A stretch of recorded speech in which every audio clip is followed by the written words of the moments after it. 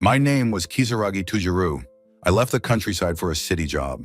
I drifted through life, changing jobs for one reason or another. At 35 years old, my body was completely worn out. That day, I was walking home in the dead of night.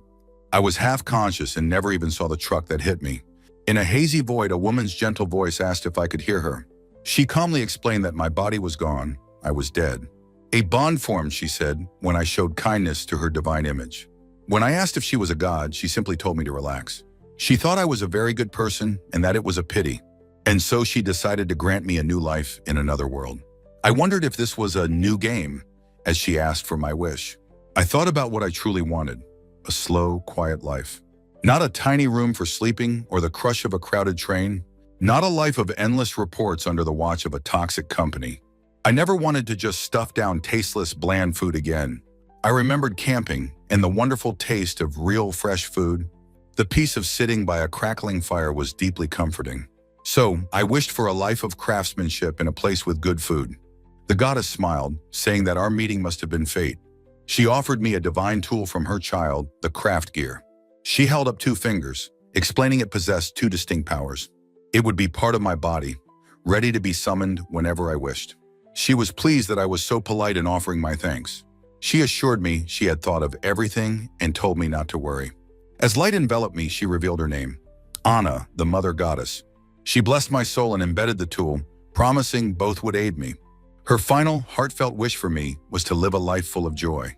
She confessed with a smile that this act used the last of her power. As I was pulled away, I could only stare back in utter confusion. And so, I was reborn, falling into a new and unfamiliar world. All right, I thought to myself, I've finally arrived in this other world.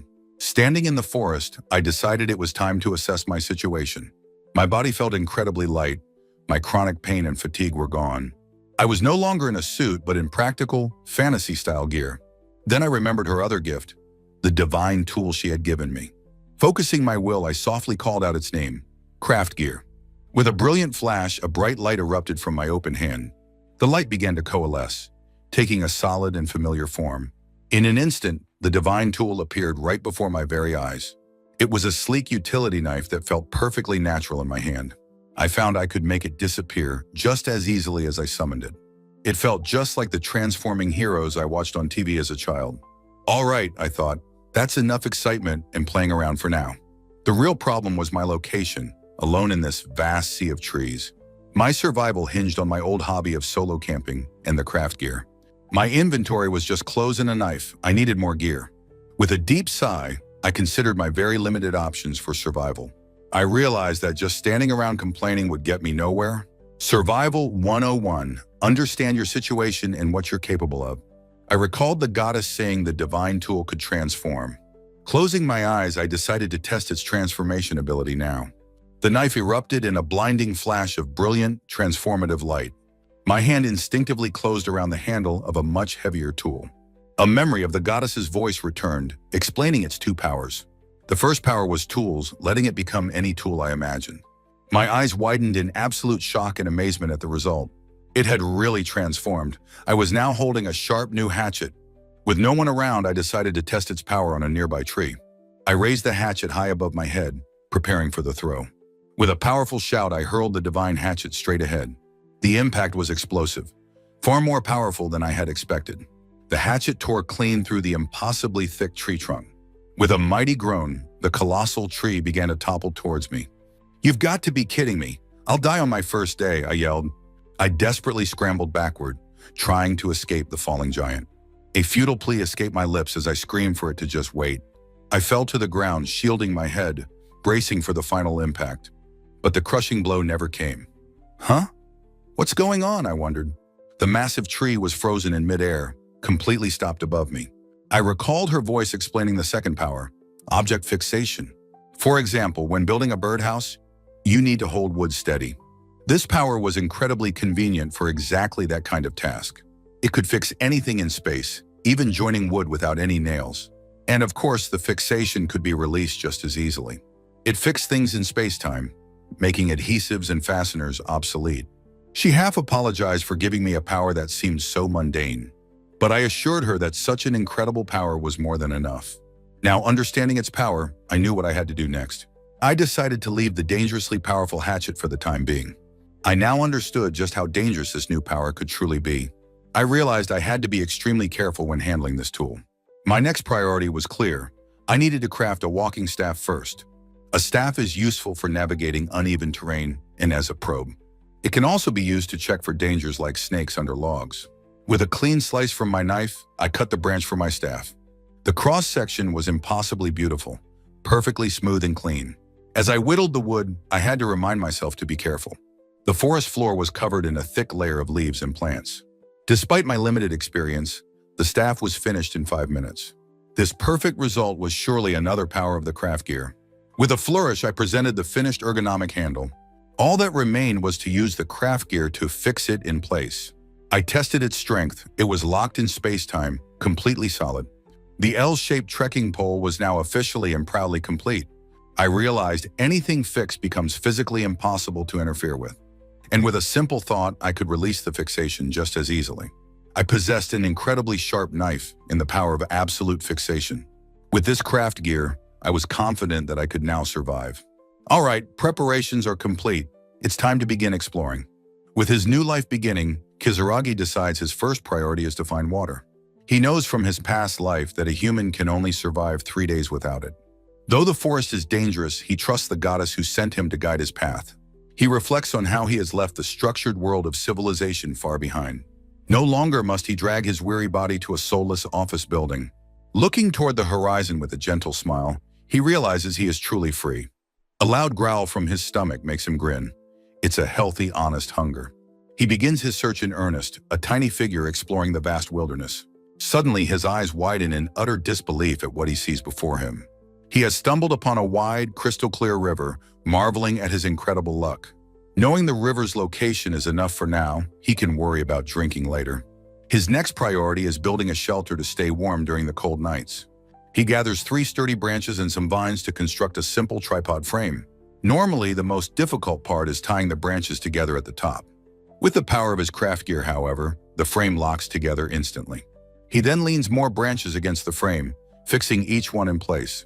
The entire structure is then covered with a thick layer of leaves and grass.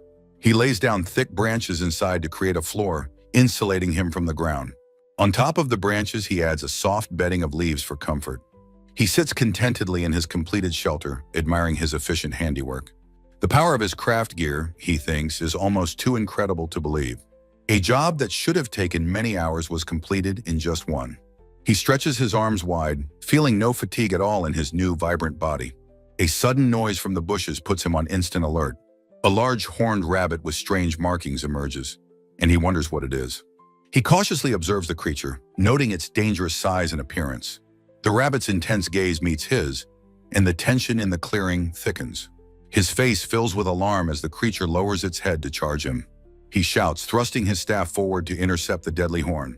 As the staff makes contact, its tip glows with the activation of his power.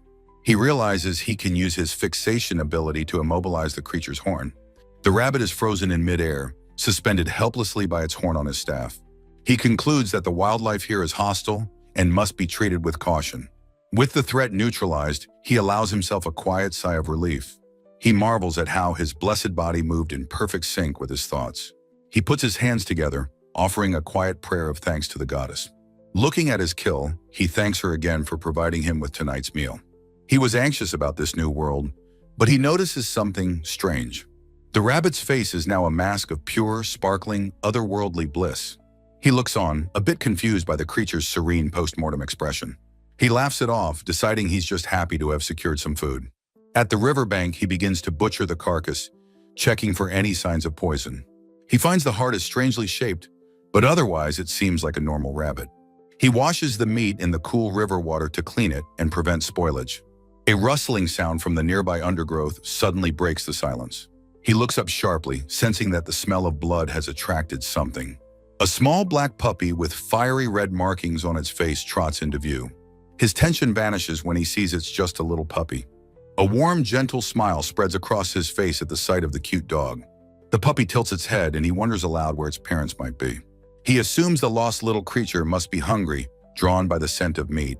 Deciding to share, he tosses a piece of meat to the pup, telling it to eat. The puppy cautiously sniffs the offering before it. It then begins to gobble down the scrap of meat with great enthusiasm. As it eats, his eyes fall upon a small ribbon tied around its leg. He realizes with a start that this isn't a wild animal, but someone's pet. He notes that the puppy seems to have spat out the bones he included. The pup looks up at him with an open mouth, as if asking for more. In a flash of motion, the puppy snatches the entire rabbit carcass and bolts. He kneels by the river in disbelief, realizing a pet just stole his dinner. He peeks into his container, noticing that the thief only ate the heart. He leaps to his feet, letting out a scream of pure, unadulterated frustration. A sound from above cuts through his cry, and he instinctively looks up. A beautiful elf, armed with a bow, is perched gracefully on a tree branch. He stares in utter shock, whispering the word elf to himself. The elf leaps down, calling out to him and asking if he's seen a puppy. He quickly realizes that this must be the owner of the little food thief. She spots the bloody scraps and accuses him of having eaten her precious pet. He frantically denies it, pointing in the direction the puppy ran off. Her expression instantly transforms into one of overwhelming, joyful relief. She apologizes for doubting him and says she must go after her pet immediately. With a radiant smile and a heartfelt thank you, she dashes away. A single leaf drifts down in the spot where she just stood. A bird takes flight as she disappears into the dense forest canopy. He stands alone again, sighing in amazement at having met a real living elf. With his food gone, he turns his attention back to the basics. He needs fire. He knows that the key to successfully making a fire is preparing the materials well. With his craft gear, he carves a perfect bow drill set from dried wood. He easily coaxes a spark into a flame on his very first attempt. His next task is to boil the river water in a makeshift bark container. He demonstrates how he stripped the bark and thinned it with his perfect blade. Even the cord for his fire drill was made by twisting thin strips of bark. He soaked the bark, folded it into a box, and fixed the corners with his power. He gently blows on the steaming water in his bark pot to help it cool. He takes a careful sip, confirming that the water is safe to drink. His stomach rumbles. Now it's time for the food he's been looking forward to. It's time for meat, sizzled to perfection on a stone slab over hot coals. He wonders if his knife, which cuts wood like tofu, can also cut stone. He tests the theory and easily slices a flat griddle from a large rock. He carefully places the perfectly cooked steak onto a simple wooden plate.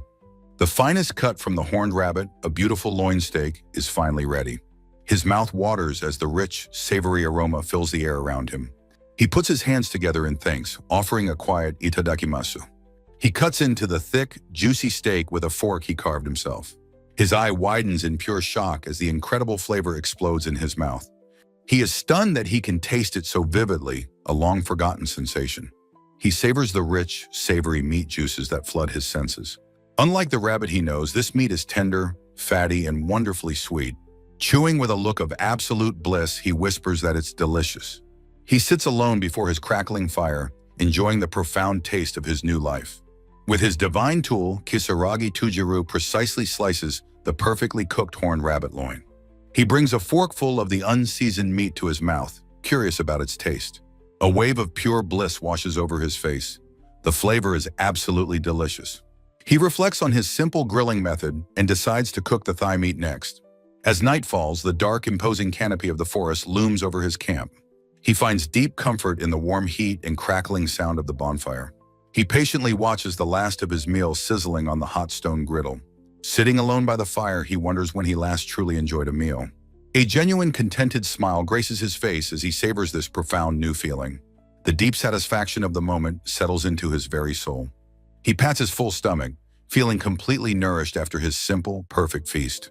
Relaxing by the fire, he calculates that he now has a 3-week buffer for survival. He recalls the fundamental survival rules for temperature, water, and food. His powerful craft gear allowed him to build a shelter and tools with ease. He resolves to improve his camp with sturdier walls and better crafted utensils. A sudden noise from the surrounding darkness startles him, putting him on high alert. The little black puppy that stole his food has unexpectedly returned to his camp. He briefly wonders what became of the beautiful elf he had met earlier. The puppy tilts its head, disarming him with its weapon of overwhelming cuteness. Resigned, he realizes the little thief has somehow grown attached to him now. The small creature nudges his hand, whining for more attention and affection. He can't help but smile, calling the happy pup an adorable little thing. In the darkness, he offers the hungry puppy some of his leftover meat. The puppy eagerly devours the food he offers without a moment of hesitation. He decides to deal with the lost puppy situation when morning finally comes. He falls asleep under the stars with the warm puppy curled on his chest. On his second day, he knows he has many important tasks ahead of him. Awoken by the puppy's enthusiastic licks, he resolves to find its owner today. He follows the pup, certain its magical ribbon will lead him to the elf. He wonders aloud if the elf he met is the only one in this vast forest. Suddenly, the puppy's fur stands on end as it senses a hidden danger nearby. It lets out a low growl, startling Tujiru with its sudden change in demeanor. He asks the tense puppy what is wrong as it stares intently into the woods. Without warning, the small creature bolts deeper into the dense, dark forest. He catches up, finding the puppy growling fiercely at something unseen ahead. The puppy has led him down a narrow path between the colossal, ancient trees. He hears the distinct, violent sounds of a fierce and desperate battle up ahead. Realizing someone is in trouble, he and the loyal puppy race forward together. Peeking through the foliage, he hears a beast's desperate cries from the fight. He sees the elf from yesterday and understands she is the one in grave danger. A massive, majestic griffin dives aggressively towards the agile elven warrior. She narrowly dodges the beast's powerful claws as they tear into the ground. The elf lands gracefully, narrowly avoiding the griffin's ferocious, sweeping attack. Her eyes narrow in concentration as she conjures a glowing, magical counterattack. She unleashes a powerful blast of magic that explodes against the griffin's side. The griffin stumbles from the blow, but she admits it's a very tough opponent. Undeterred by the magical assault, the massive beast lets out a furious roar. Tujiru steps into the clearing, waving his arms to get the creature's attention. He continues waving, successfully drawing the griffin's furious gaze towards himself. The griffin changes its target, diving at him with its sharp talons extended. He summons a sledgehammer, planning to use his fixation power on impact. He swings the heavy tool with incredible speed, aiming for the beast's head. The hammer connects, and his power instantly freezes the griffin in mid-lunge. The massive creature lies dead, its neck broken, while the hammer floats nearby.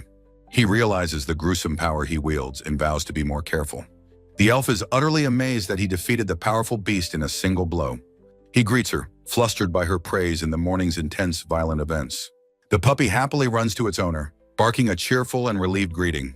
She apologizes for her state of undress, explaining he interrupted her bathing. He waves his hands dismissively, insisting he is just a normal human being. She knows that's impossible, while he can only admit a lot has happened. She thanks him again, generously offering him the use of the griffin carcass.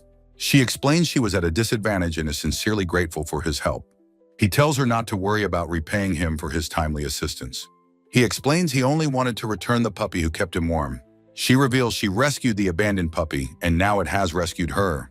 He gently pets the puppy's head, calling the small creature a very lucky one.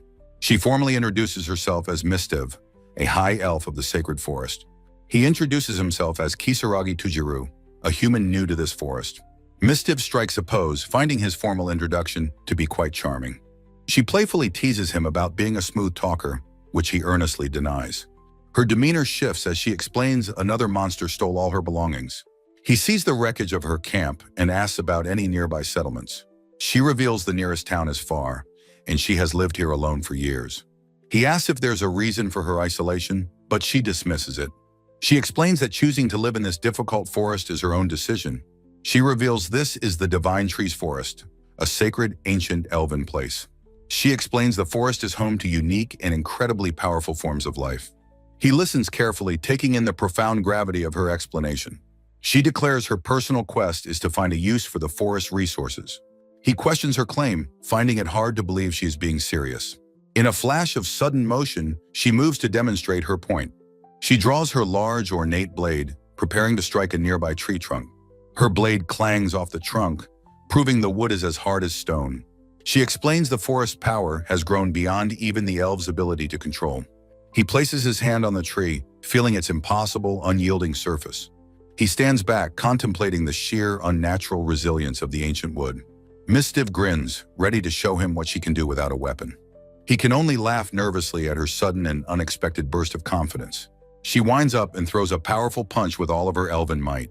Her fist connects with the tree, but the wood remains completely undamaged. She collapses, admitting defeat and blaming her reliance on her specialized tools. As Makazi comforts her, she looks up, about to reveal something important. Realizing his status, she bows deeply, apologizing for her previous disrespect. He learns that his divine tool marks him as someone truly special and revered. He asks her to speak to him more casually, and she happily agrees to. Her demeanor brightens as she offers him some of her hidden salt supply. A text box explains the vital importance of salt for human survival and taste. He dismisses his own needs in her crisis, but she refuses to let it go.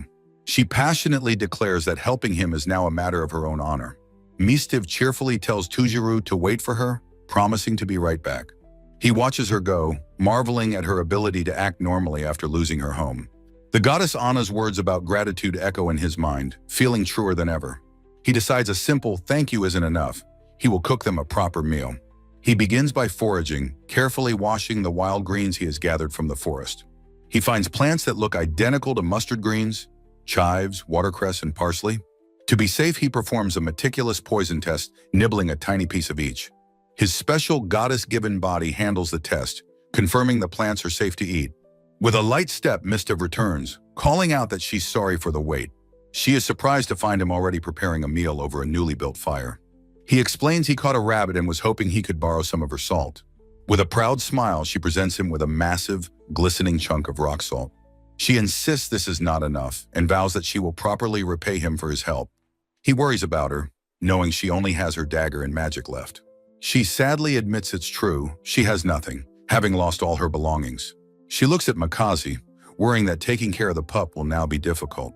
Tujuru reassures her with a smile, saying it's fine because he's a dog person. Mistiv blushes at his kindness, calling him a good person, which he humbly denies. She notices the pot and asks if he's boiling the rabbit bones. He confirms he's making stock. To make a rich broth, he uses the rabbit's spine and ribs for flavor. He first parboils the bones, carefully skimming the impurities from the water's surface. Mistiv struggles to pronounce the word dashi, a concept completely new to her world. Once the flavor is extracted, the clear liquid is strained to be used as a soup. She is utterly floored, realizing the very concept of a soup base doesn't exist here. He offers to cook for them, and she is ecstatic at the idea of sharing a meal. She marvels at the rabbit's size, saying even nobles would celebrate such a catch. He asks her how she would prepare the rabbit if she had caught it herself. She suggests simply skinning it and roasting it whole, a very basic preparation. He finds her simple cooking style reminiscent of bland, traditional English food. He takes charge of the meal, telling her to go play with Makazi while he cooks. He declares that his foodie heritage will not allow him to serve such bland fare. Soon the meal is ready, a clear soup and stone-grilled rabbit with a fresh green sauce. Mistiv stares in awe at the beautiful consommé, having never seen anything like it. She lifts a spoonful of the fragrant, steaming broth to her lips. With a hint of anticipation, she takes her very first sip. Her eyes widen in delight as she exclaims, "It's the best thing she's tasted in a century." Tujuru also enjoys the meal, noting how the salt perfectly enhances the meat's flavor. He takes a bite of the grilled meat, thinking it tastes even better than yesterday's. As Mistiv eats with gusto, he quietly reflects that this is a truly happy day. She looks over at him, her cheeks full of food. She happily agrees, saying the delicious meat is all thanks to him. He smiles, watching her enjoy the meal, feeling a deep sense of contentment. After they finish eating, Mistiv has an important request for Tujuru. She asks him to be the one to give the little puppy its official name. A name from a divine person is a great blessing, she explains, as the pup waits eagerly. Tujuru thinks for a moment, then decides on a name. Makase. The puppy yips with joy. He explains the name comes from a famous, swift warhorse in Japanese history. Mistiv is pleased, saying it's a fine name from his world for Makazi. Their attention turns to the griffin, and Tujuru asks if any part of it is useful. Mistiv explains that its claws and the magic stone in its heart are very valuable. The term magic stone is new to him, and he asks her what it is. A diagram shows that magic stones are crystals that form inside powerful monsters. She warns him not to get his hopes up, as something might be wrong with this one. She presents the crystal she retrieved from the griffin's heart. The moment he touches it, the stone shatters. She advises him to aim for the head next time. She suggests giving the magic dust to Makasi, and he asks if the pup will eat it. She explains that as a magical beast, Makazi needs the extra magic to grow strong. Tujuru realizes this is why the pup ate the horned rabbit's heart earlier. Mistiv then points out the griffin's other valuable parts, its sharp, curved claws. She explains the claws have a purifying power that can preserve food and heal wounds. He suggests they split the valuable resources, but she insists he take all of it. He happily accepts her generous offer with a sheepish eh. Makazi, meanwhile, playfully wrestles with a large feather from the fallen griffin. Mistiv then approaches Tujiru, saying she needs to build a new base of operations. She tentatively asks if she might be allowed to build her new camp near his. She explains that Makazi has grown very attached to him and will want to visit. Tujiru listens to her request, his face shadowed in thought. She adds that it would be lonely for Makazi and that she could be of great help. He looks at her, a single tear of emotion in his eye, realizing he has no reason to refuse. She adds that having her nearby will make him feel stronger and more secure. She plays her final card, saying as a fellow otherworldly person, he must understand her plight.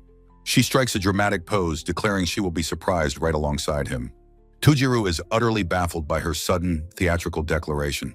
She puffs out her chest with pride, pleased with her bold statement. He can't help but burst into laughter at the absurdity of the moment.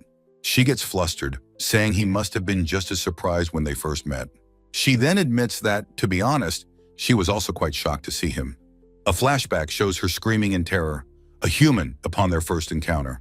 They both laugh heartily, realizing their first meeting was equally shocking for them both.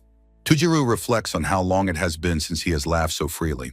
Mistiv smiles warmly, saying that this is much better, isn't it? His eyes widen as he processes how much his life has changed since being reborn. He feels his heart hasn't yet caught up to all the dramatic, wonderful changes. He smiles genuinely, telling her that he's the one who should be making the request. Mistiv beams, formally introducing herself and asking him to look after her. A happy sound effect signifies their mutual agreement and the start of their partnership. They sit together, officially welcoming Makaze as part of their new team. With Mistiv's camp destroyed, they have no reason to stay at their temporary sites. They decide to build a new permanent base together in a safer location. As thanks for her help, Tujiru offers to build them a proper house. She is shocked by his offer, but he reassures her it's easy with his divine tool. She agrees, telling him to let her know if there's anything she can do to help. He waves goodbye as she and Makazi head off to set up protective wards. Now alone, Tujiru rolls up his sleeves, ready to begin their ambitious project. The first step in building their new home is to prepare the foundation. A diagram shows him digging the earth, then carefully leveling it with a rake. Finally, he uses a heavy tamper to compact the ground until it is solid. With the foundation perfectly prepared, he must now gather the building materials. A diagram explains the proper technique for felling a tree using precise, angled cuts. He begins his work making the first clean cut into a massive, stone-hard tree. Tujiru watches in horror as the colossal tree he's felling falls the wrong way. After a few close calls and failures, he lies exhausted on the ground. But he soon masters the technique, and his work speed increases dramatically. Mistiv watches the process, her face a mask of pure, wide-eyed astonishment. She asks if he's using magic, but he says that's her area of expertise. Feeling a bit overwhelmed by his skill, she shyly asks how she can help. Her confidence returns as she puffs out her chest, vowing to haul the lumber. With all the logs moved to the site, she wonders what his next step is. He explains his plan to start with a raised frame for the entrance. He then splits logs and uses his fixation power to construct the walls. Mistiv laughs, saying his effortless movements remind her of a video game glitch. For the roof, he lays down beams and covers them with waterproof bark sheets. He adds the final roofing materials, completing the outer shell of the house. Stepping inside, Tujiru notes how dark it is, but Mistiv has a solution.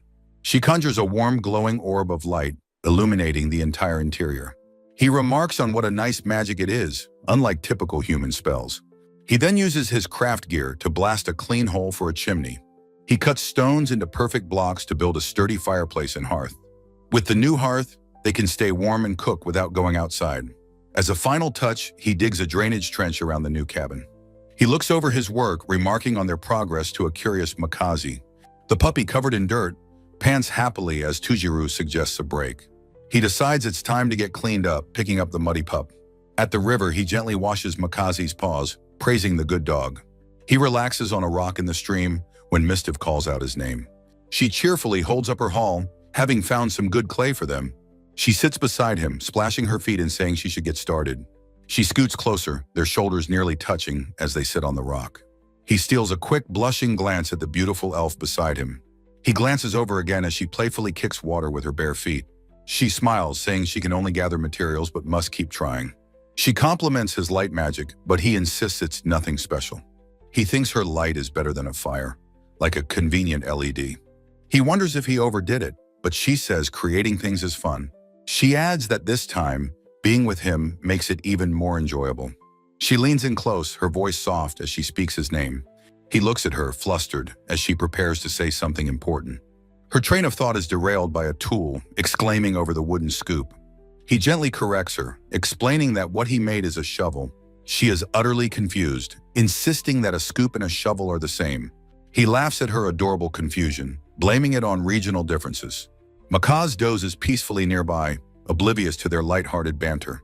Now it was Mistiv's turn to contribute, having gathered a wheelbarrow of clay. He explains the process of mixing clay, sand, grass, and water into mortar. He applies the plaster to the exterior walls, sealing all the gaps. As a final touch, he hangs a large sheet of bark as a door.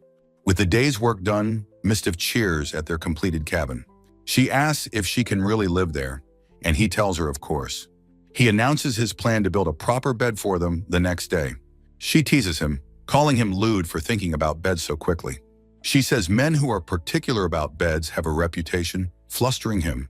That night, she finds him still awake and asks to come inside. He jumps, startled, apologizing for leaving the light on while he worked. She asks what he's making, and he says he's just about finished.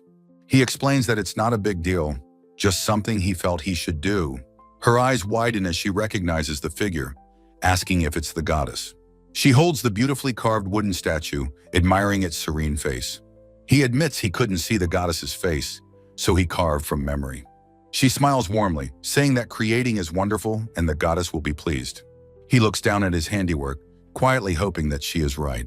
She asks if he knows the goddess's name, and he recalls it was Anna. Mistiv thinks hard but admits she has never heard of Anna, the mother goddess. She muses that a longer-lived elf might have heard of such a deity. He shares Anna's final words that sending him here used her last power. Mistiv stands, a look of profound understanding crossing her features. She concludes that if that's true, then Anna must have been very powerful. A god's power is tied to renown, but Anna's choice wasn't about ambition. She looked past all that, Mistiv explains, and chose him for his kindness. She must have been holding on the verge of fading away completely. She never gave up hope, waiting until the very end for the right person. Mistiv declares that this act was not one of weakness, but of strength. It was proof of what a truly strong and kind goddess she was. He remembers Anna's gentle voice telling him she liked that part of him. He looks at the statue, realizing she simply wanted him to live happily. Mistiv suggests the goddess must have liked people with good hobbies like his. He puts the final touches on the statue, declaring it complete. He places the finished carving on a small shelf as Mistiv praises his skill. She thanks him for his company and prepares to dim the light for bed. She gives a small, respectful bow towards the newly consecrated shrine. With Makaz in her arms, she wishes him good night, thanking him again. He returns the good night, saying they've been a great help to each other. He gazes at the statue, grateful that his wish for a good life was granted. He offers a silent, heartfelt thank you to the goddess who saved him. He decides to take it easy tomorrow and continue improving their campsite. The next morning, sunlight streams through the canopy as a new day begins. He awakens to a presence, wondering what could be happening now. Mistiv leans over him, a curious look on her face as she asks a question. His mind short-circuits, his face a mask of comical question marks. A cheerful "good morning" echoes from their new cabin in the woods. Tujiru groggily awakens on his makeshift bed, realizing it's morning. He feels something soft and warm on his face as he slowly stirs. It's Makazi, enthusiastically showering his face with wake-up licks. His face dripping with puppy slobber, he tiredly wishes everyone good morning. Mistiv explains that Makazi's sudden charge woke him up in an instant. Tujiru goes outside to check on the griffin claws he left soaking. He is delighted to find the water has been purified and tastes delicious. He takes a sip and Mistiv declares that she wants to wash in it. With a bright smile, she then suggests that they bathe together. He stares back, stunned, asking her to repeat what she just said. He wonders if she is joking, completely bewildered by her directness. Mistiv proudly declares she bathes daily, and Tujiru confirms he does too. Delighted by their shared habit, Mistiv suggests they go bathe together. The crystal-clear river flows gently over a bed of smooth, round stones. She explains that bathing in the wild requires a lookout for monster attacks. With complete confidence in him, Mistiv wades into the river to begin. Tujiru decides it's probably best not to dwell on the unusual situation. She steps gracefully through the cool, refreshing water of the forest river. Her hands glide through the surface, sending sparkling ripples across the water. She stretches contentedly, enjoying the simple pleasure of her morning bath. After washing, she gathers her long blonde hair and wrings out the water. He watches from a distance, lamenting that his enhanced vision is a problem. Feeling clean and refreshed, she holds up her clothes, ready to dry off. With a bright smile, she announces that it is now his turn to bathe. She offers him the very cloth she was using to cover herself. She offers him her bathing wrap as he has nothing to dry with. The sight of her still damp wrap leaves him completely flustered and speechless. She uses a convenient spell, a glowing sigil, to instantly dry her clothes. She explains that her clothes and hair will be dry in no time. Tujuru quickly retreats, saying he will wash further away and get his clothes. Having composed himself, he prepares to enter the cool river water. He steps in, gasping at the cold with a towel wrapped around him. He realizes the invigorating cold is actually quite welcome as a fish jumps nearby. Their morning baths complete, they relax together on a simple log raft. For breakfast, they enjoy delicious salt-grilled fish cooked on a stone slab. Mistiv asks about the plan, and he decides to craft more furniture. She cheerfully volunteers to handle hunting and to begin training Makazi. He decides to start with a table and chairs as Makazi paws below. Makazi struggles to climb up, unable to join them without assistance. And so, with their needs clear, the table construction project begins. Before building the table, he decides he first needs a proper workbench. A diagram details the first step, cutting notches into 2 wooden planks. To make the structure lighter, he carefully cuts out sections from each leg. The 2 notch planks are then fitted together to form a stable X shape. With the base assembled, a flat wooden plank is placed on top. With a triumphant flourish, the cross-leg workbench is now complete. He notes its clever design allows it to be easily taken apart for storage. He has a sudden, brilliant realization. He needs paper to write his ideas. With his workbench ready, he immediately begins crafting the dining table. He carefully fits one of the sturdy wooden legs into the table's frame. Next, he assembles the frame for a simple but functional wooden chair. With his divine tool, he adds the final, perfecting touches to his work. He proudly displays the finished set, happy they can now eat properly. Suddenly, Mistiv's excited voice calls out for him to come and see.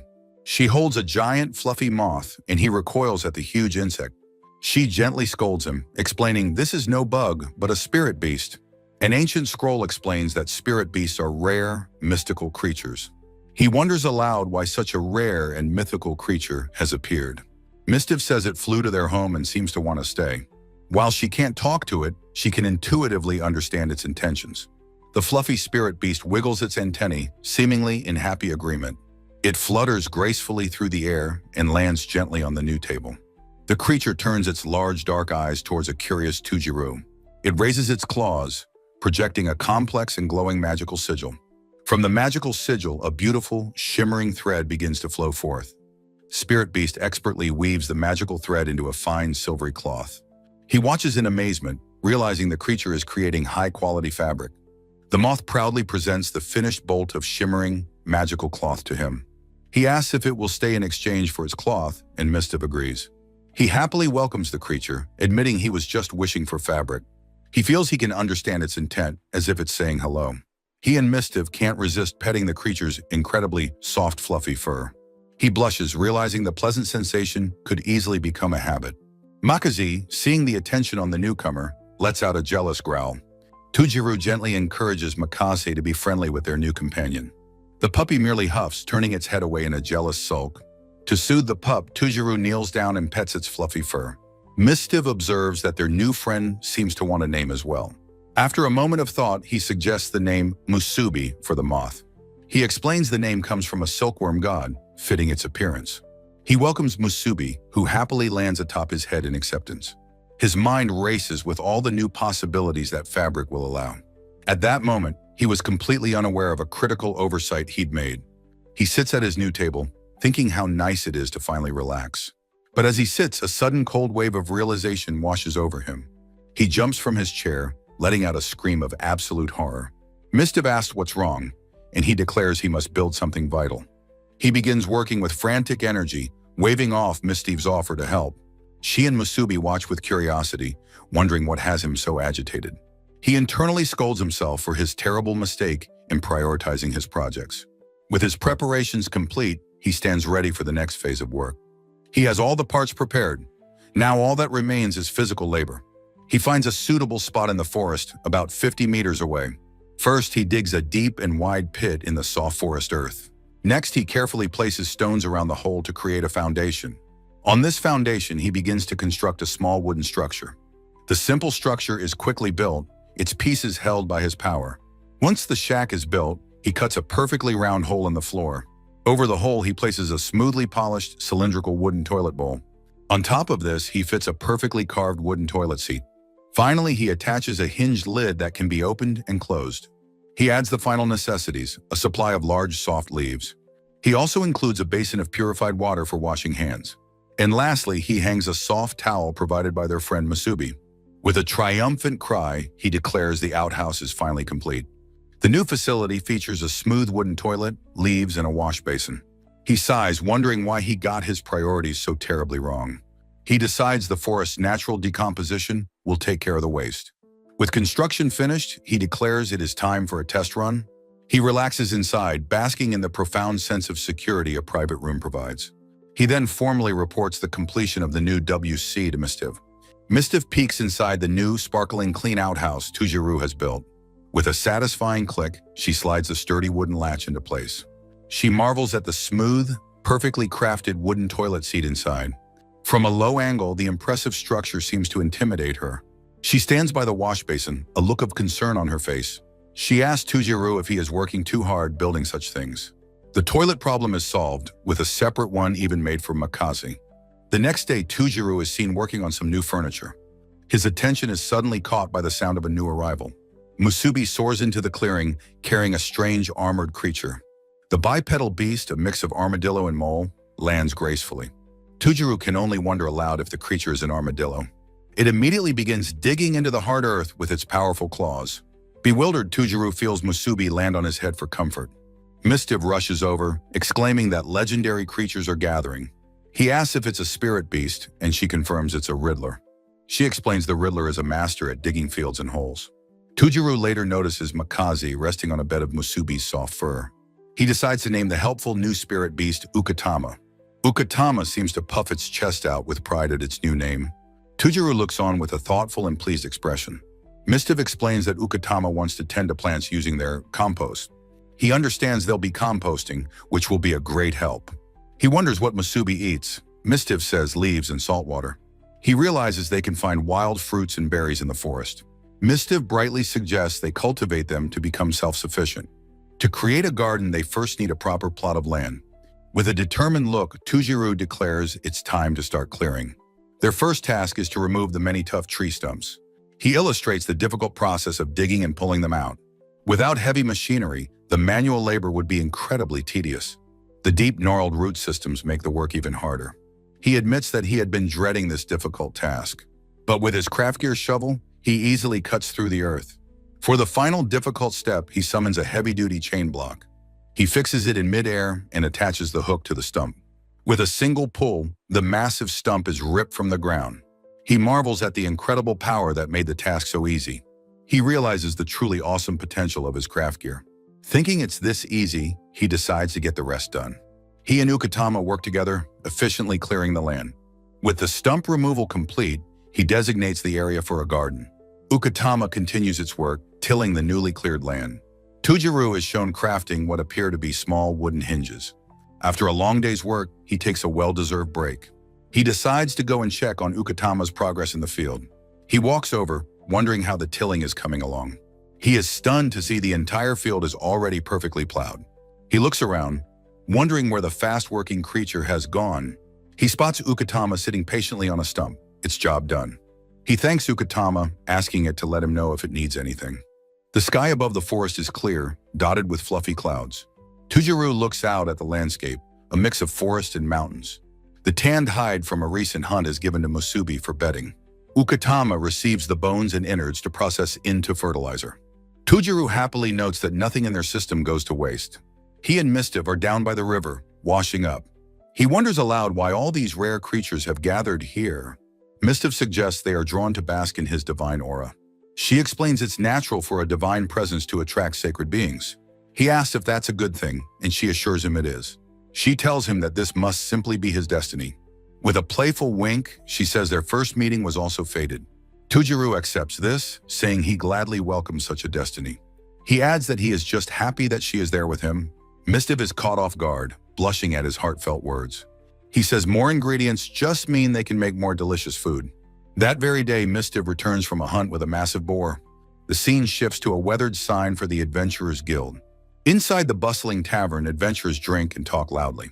A mysterious cloaked figure approaches the bar, asking for a guild card. The sharp-eyed receptionist reaches for the card the figure presents.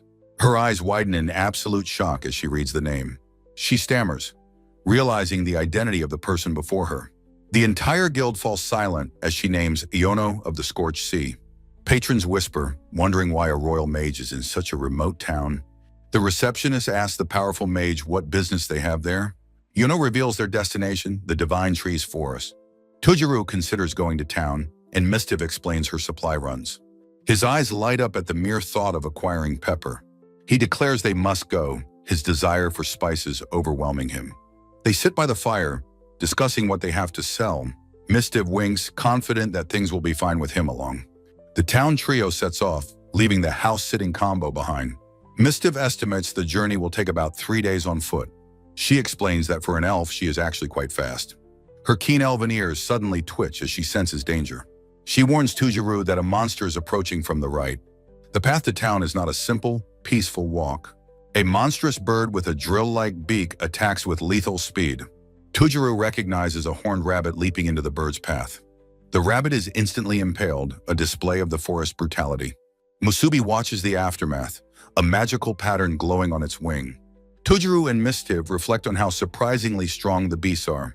Thanks to Mistiv's sharp senses, they can avoid most ambushes. They proceed with caution, navigating the dangerous woods. But some encounters are inevitable, making the journey difficult. Mistiv suddenly stops, warning Tujuru that a big one is nearby. A colossal, two-headed snake lies coiled in the path ahead. Tujuru peeks from behind a tree, acknowledging its massive size. Confronted by a massive two-headed serpent, Tujuru steels his resolve, preparing for battle. He charges forward, intending to draw the dangerous creature's attention entirely upon himself. Both of the serpent's heads hiss and turn, focusing their predatory gaze on him.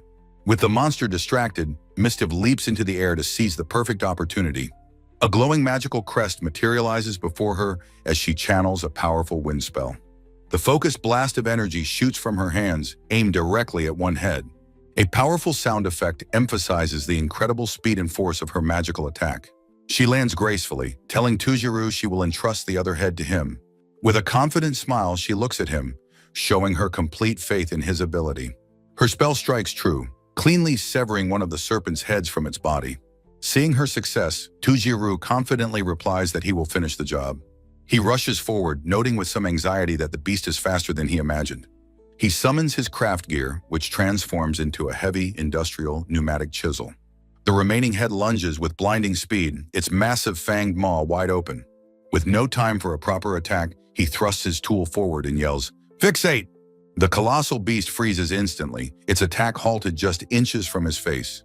He stands before the immobilized monster, relieved that his plan to pin it worked. Mistiv warns him to be careful, as the body can still move even if headless. She suddenly taps his shoulder, urgently calling his name to get his attention. He asks if she is all right, but she reassures him that she is completely fine. Mistiv points out that, impossibly, the severed neck is regenerating a new head. She explains that if they crush the new head, it cannot regenerate a second time. She grabs his hands excitedly, amazed they defeated the creature without a single scratch. Tujuru realizes that without his fixation power, they'd have to destroy it piece by piece. Mistiv happily notes that its pristine fangs and magic stone will sell for a high price. She smiles, saying that while it's a shortcut, it's a good way to earn money. She warns there are more strong monsters ahead, and Tujuru calmly acknowledges it. They continue their journey, Mistiv pointing the way as Tujuru and Musubi follow. A monstrous bird suddenly dives at them, a stark reminder of the forest's constant peril. As dusk settles, the deep shadows of the forest give way to evening. They make camp for the night, settling down by a warm, crackling fire. Tujuru decides to craft a simple but convenient bed for their temporary camp. He creates a comfortable hammock, which he tests out with a satisfied expression. The hammock is lightweight and can be rolled up compactly, making it ideal for travel. It provides a comfortable sleep, elevated away from the cold and damp forest floor. By applying insect repellent to the ropes, it also protects them from crawling bugs. Relaxing, he comments on the wonderful, soft feel of the cloth musubi created. For their dinner, they enjoy a meal of grilled snake and a fragrant herb soup. He finds the snake meat a bit gamey, but Mistiv enthusiastically declares it's delicious. Mistiv muses that he could get used to being an adventurer, walking the forest so easily. He smiles, replying that the life of a true adventurer doesn't really suit him. From a high branch, the spirit beast Musubi keeps a silent watch over their camp. The darkness of night gives way to the bright light of a new morning. On the third day, Mistiv announces they are close to a main path. Tujiru agrees, noting that the atmosphere of the forest feels different here. She explains the high magical density attracts many monsters, but also many people. He watches soldiers battling beasts, thinking how much it resembles a fantasy world. He also sees more mundane scenes of farming, which feels much more realistic. Mistiv notes that while the monsters are a hassle, they are a good source of income. Unfortunately, she says the magic stones aren't worth much without a huge army. He sighs that life is tough everywhere, as their salaries must vanish quickly. Mistiv takes his hand as they finally step out from the dense woods. His foot touches down on the first man-made road he has seen in this world. She points ahead excitedly, telling him to look at what's before them. In the distance they see it, the human settlement of Braunwald. They soon arrive at the town's impressive stone gate, flanked by 2 guards. A guard greets them with a simple, "Hello," his eyes wide with surprise. He immediately remarks on how rare and unusual it is to see an elf. Mistiv cheerfully explains to the guard that due to circumstances, Tujiru is with her. The guard jokes that escorting an elf is fine work, before asking for the toll. They stand before the guard as Tujiru prepares to pay the entrance fee. As they pass, the guard gives Tujiru a very smug and knowing smirk. Tujiru is left completely baffled, wondering what that look was all about. Inside, they walk the streets of Braunwald, a town that processes the forest's resources. Mistiv proudly declares she's practically a local, having visited for 20 years. She winks, admitting she has a bit of a tricky history with the local lord. She recalls an incident where children pointed at her, calling her a monster. She wonders aloud why all humans say such things, as Tujiru looks on nervously. She remembers with sadness the distinct feeling of being judged by the children. Tujiru realizes the guard thought he was another poor soul victimized by the beautiful elf. Mistiv leads him to a large building, announcing it's her favorite merchant's guild. Her cheerful expression instantly darkens as she seethes about the greedy merchant inside. A boisterous man with a distinct hairstyle suddenly claps Tujiru on the shoulder. He asks Tujiru, a new face, what business he has at the shop. He then spots Mistiv and groans, asking if she has come to fight again. He makes a hasty escape, wishing them well as he dashes away. As he leaves, he mutters about the terrible artist, adding to the confusion. Inside, a stern elderly man complains about the noisy customers, noticing the elf. He remarks that Mistiv has arrived quite early this time, and she agrees. His eyes go wide with shock when he sees she has brought a human male. He exclaims that in 20 years, an elf has never once brought a man here. He introduces himself as Doraro, the guildmaster, shaking Tujiru's hand. Doraro leans in conspiratorially, asking about the nature of their relationship. Annoyed, Doraro clicks his tongue, grumbling that he has no other choice. With a weary sigh, Mistiv gestures for Tujiru to follow her inside. They are led to a negotiation room, where Doraro says he will inspect their goods. The beginning of their business meeting was filled with a little anxiety and tension. This panel is identical to the last, reiterating the tense start of the negotiation. However, thanks to Mistiv's presence, their transaction was completed without any trouble. Tujiru is ecstatic, having acquired not just tools but a wealth of new spices. As they leave, the boisterous man from before asks if their shopping is done. He introduces himself as Setek and is happy to hear their deal went well. He then asks Tujiru an important question. Is he living in the Divine Forest? Setek is skeptical, asking if Tujiru has run into any problems out there. He explains that the forest is an untamed land that no one has ever conquered. He cannot fathom how Tujiru is managing to survive there, let alone live. Setek laments how it takes hours just to cut one tree, not to mention the monsters. Tujiru says he just cuts them down normally, and Setek bursts into laughter. Setek acknowledges that the wood from that forest is of the highest possible quality.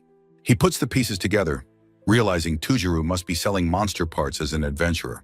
With a serious look, the merchant Setek warns Tujiru to be careful. He leans in, urgently whispering that the country's most dangerous mage has arrived. Setek laughs, recalling the guild's uproar over Tujiru's unprecedented forest haul.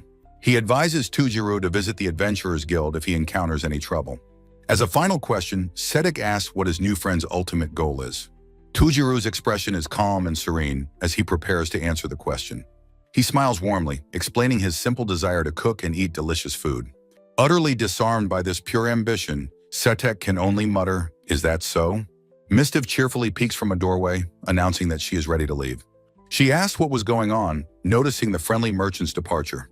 Mistiv gives a curious look as he dismisses it as just a kind person's help. Inside a lavish office, the guildmaster Dorero sits alone, deep in thought. He fumes over the elf's detachment and the strange man she brought with her. Sedek bursts in unannounced, startling the fuming guildmaster with his sudden arrival. Dorero glares, wondering if this is a test of his authority as local lord. Sedek laughs heartily, declaring that actions speak much louder than empty boasts. He announces his consultation is about the incredible items the elf brought them. He reveals the massive fangs and venom sac, which can make healing potions.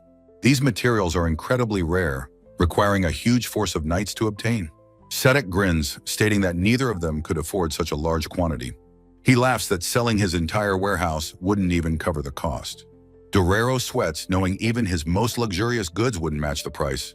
Tujiru had smiled, offering to entrust the remaining payment to the guild. Dorero is shocked by the young man's sharp business acumen at his age. He explains to Sedek that he was given a promissory note for the goods.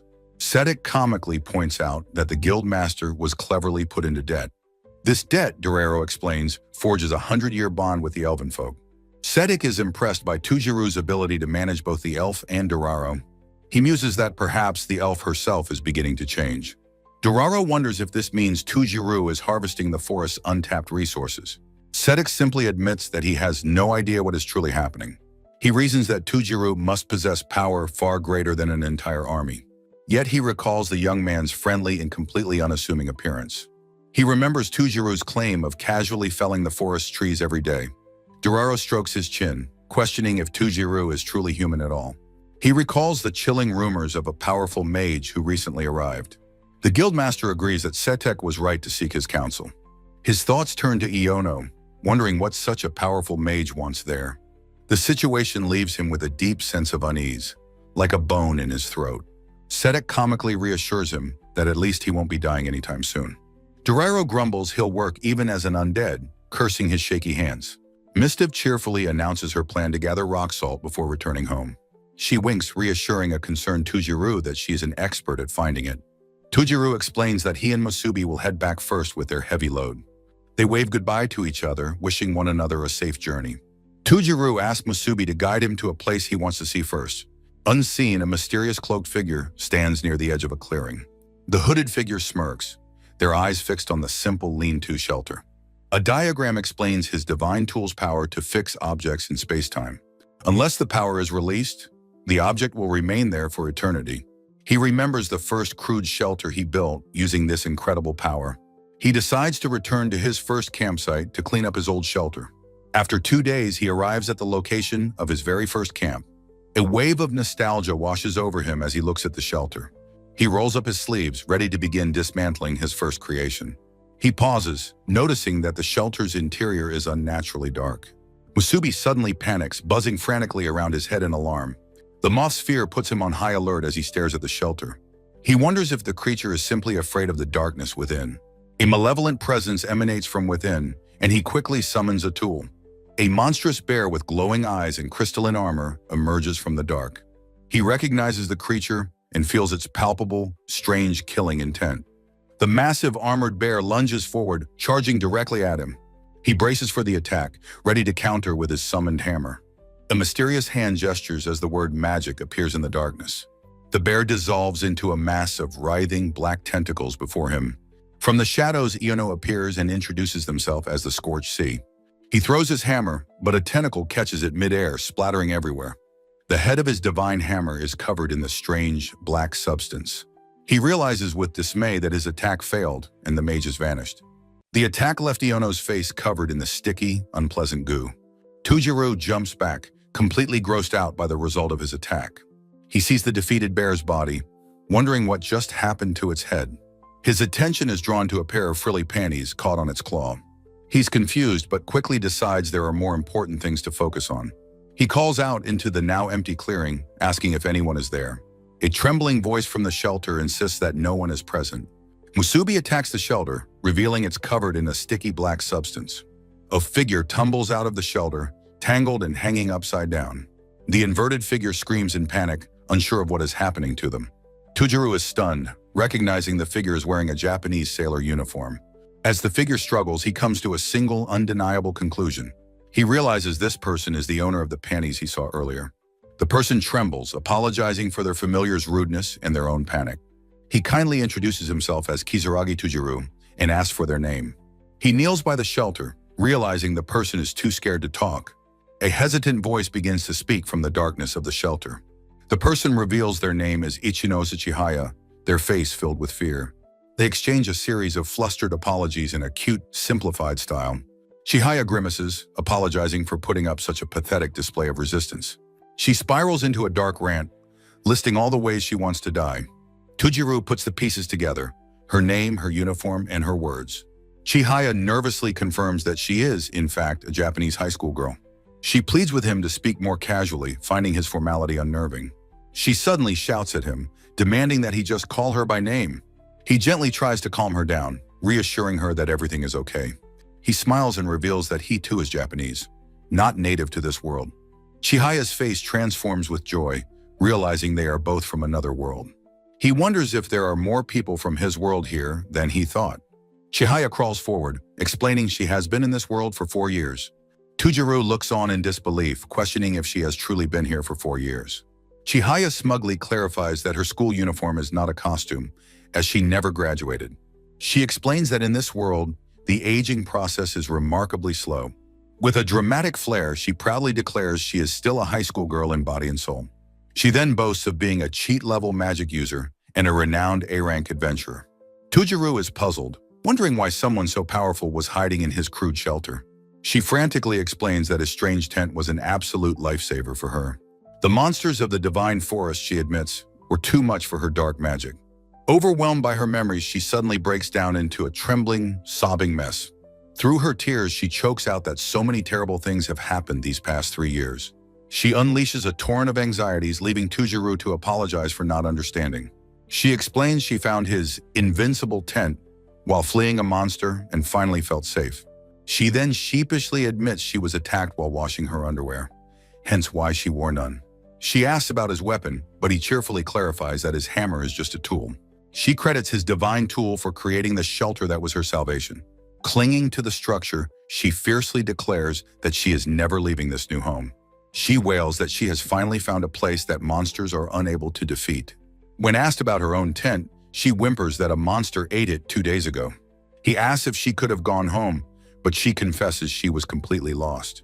She was out of food, sick, and on the absolute verge of dying. Tujuru facepalms, realizing the gravity of her desperate situation. He sighs, understanding that this girl possesses almost no survival skills. Even with water nearby, she was too ill to drink and was nearly dead from dehydration. She looks back at the shelter, terrified at the thought of being left behind. With a desperate, tearful cry, she announces that she is coming with him. He dismantles the old shelter, now tasked with bringing a high school girl home. On their journey, he asks if her thousand-armed magic is her signature technique.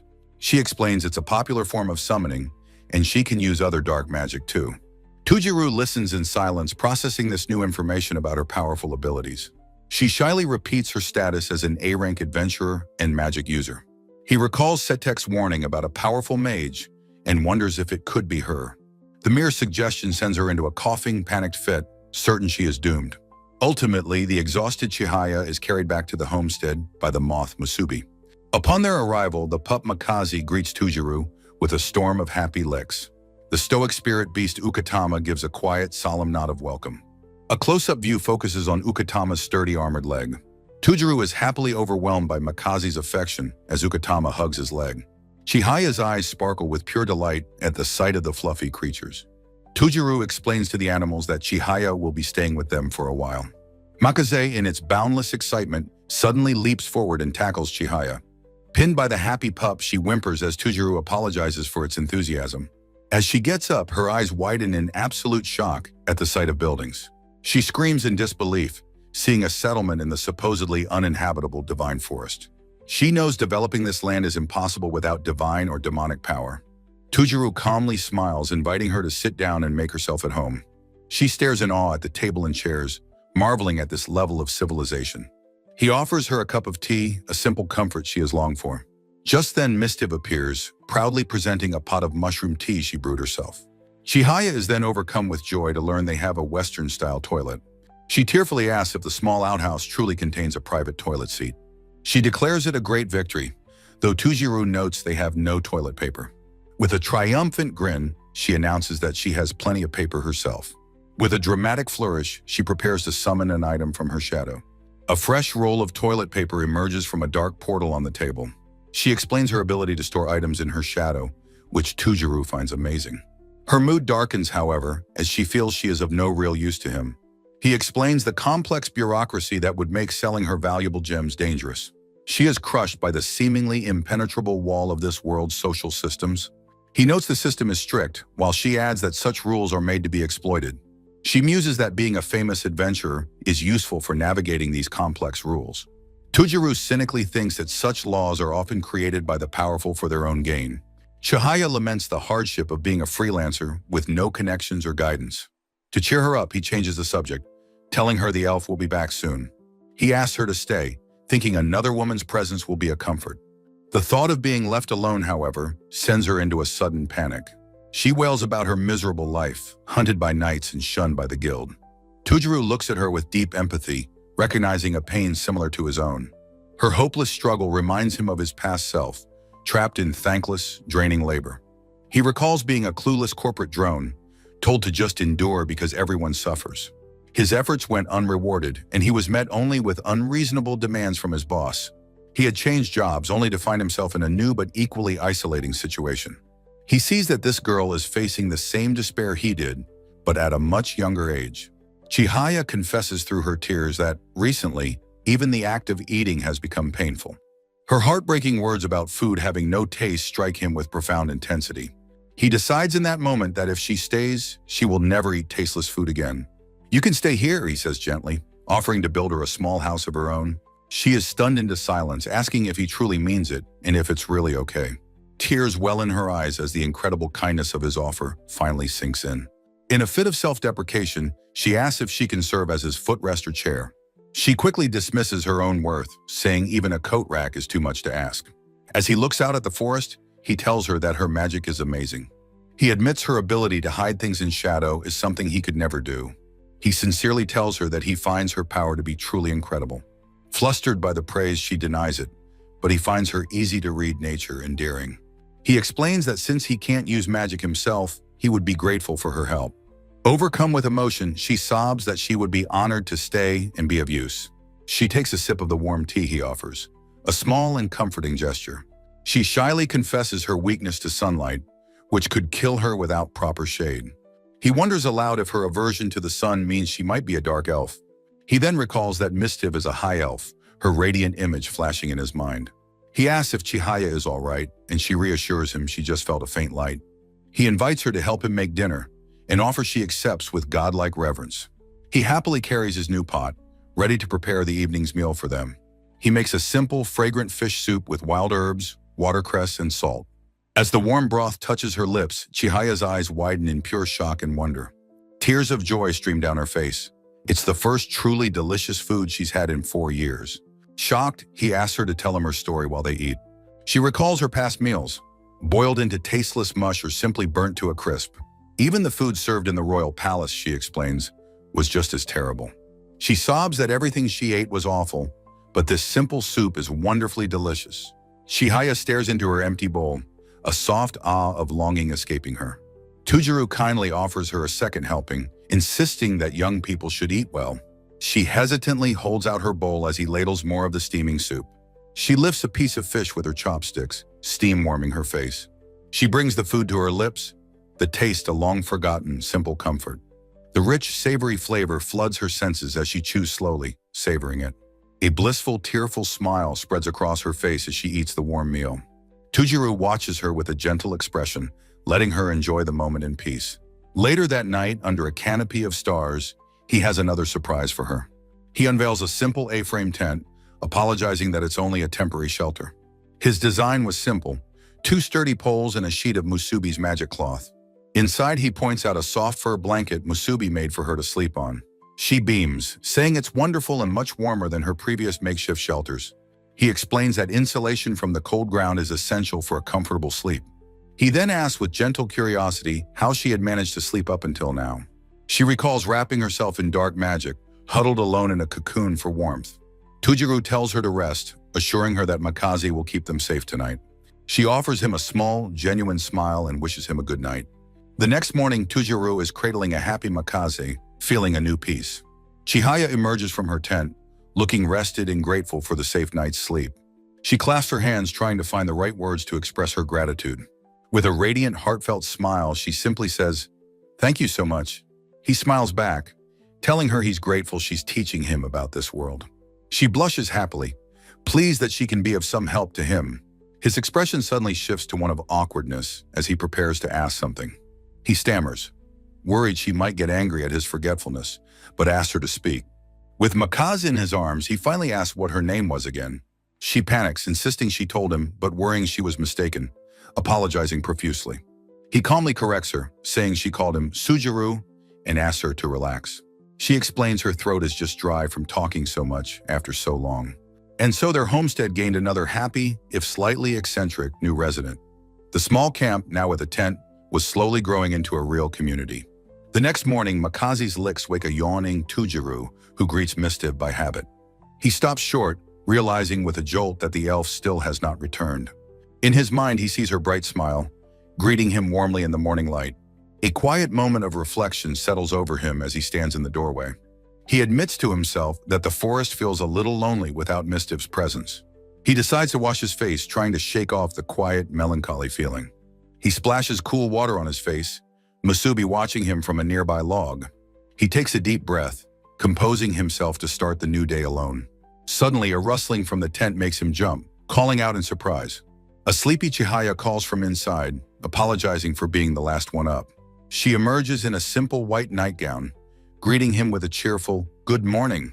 She seems a bit dazed, still waking up, but much calmer than before. She suddenly snaps to attention, her eyes wide as if remembering her manners. With a bright smile, she bows politely, reintroducing herself as Chihaya and greeting him. He's amused by her formality and asks if she knows about radio calisthenics. She recalls a teacher telling her that radio calisthenics weren't a real thing. He clarifies it's just morning stretches and invites her to join, which she accepts.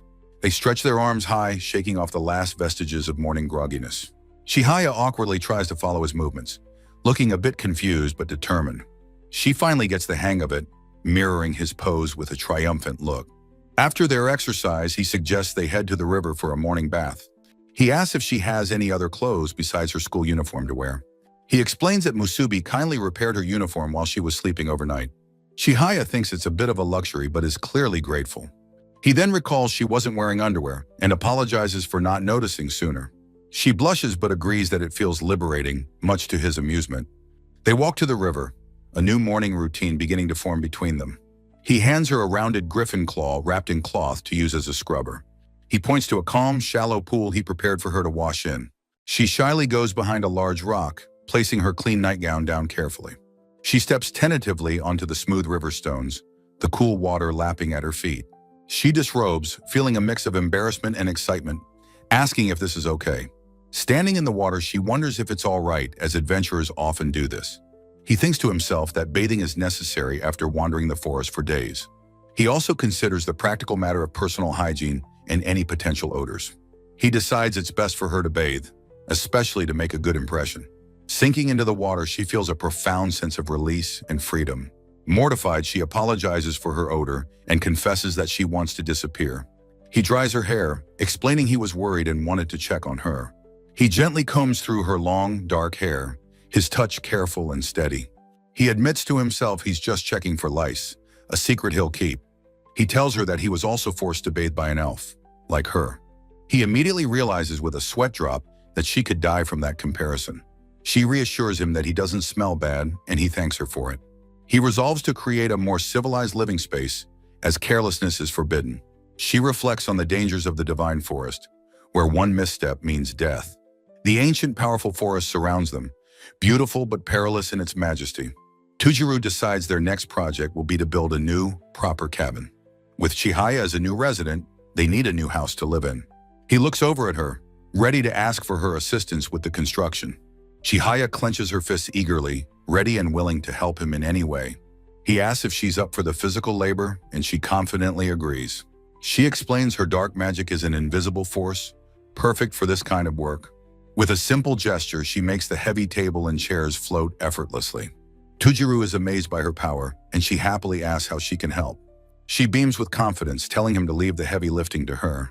She gets to work, straining with effort as she prepares to move lumber. Using her magic, she floats a massive log onto the sawhorses for him. The log Chihaya brought over is placed perfectly, ready for him to work on. He uses his craft gear to peel the bark in long, smooth strips.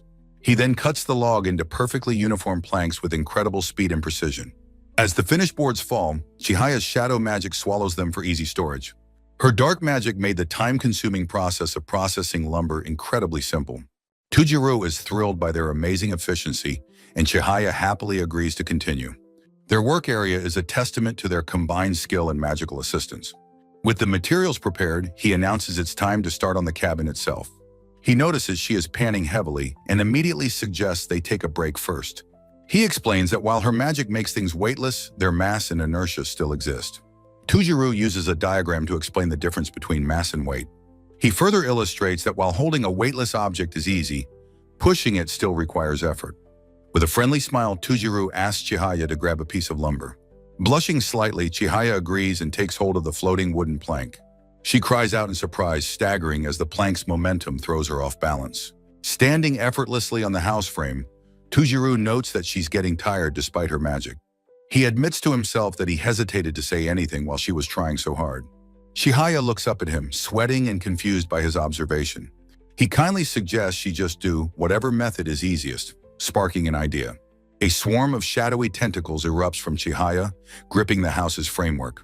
The tentacles work like a living crane, effortlessly lifting the exterior wall sheathing. Another powerful tendril carefully positions a section of the roof into place. Chihaya watches with a satisfied smile as her magic assists in the construction. Tujuru directs the tentacles as they deftly install insulation into the interior walls. He fits the final exterior plank into place, completing the outer shell. Chihaya explains that thanks to her magical claws, the work proceeded very quickly. They stand together before the finished cabin, Chihaya marveling at what they've built.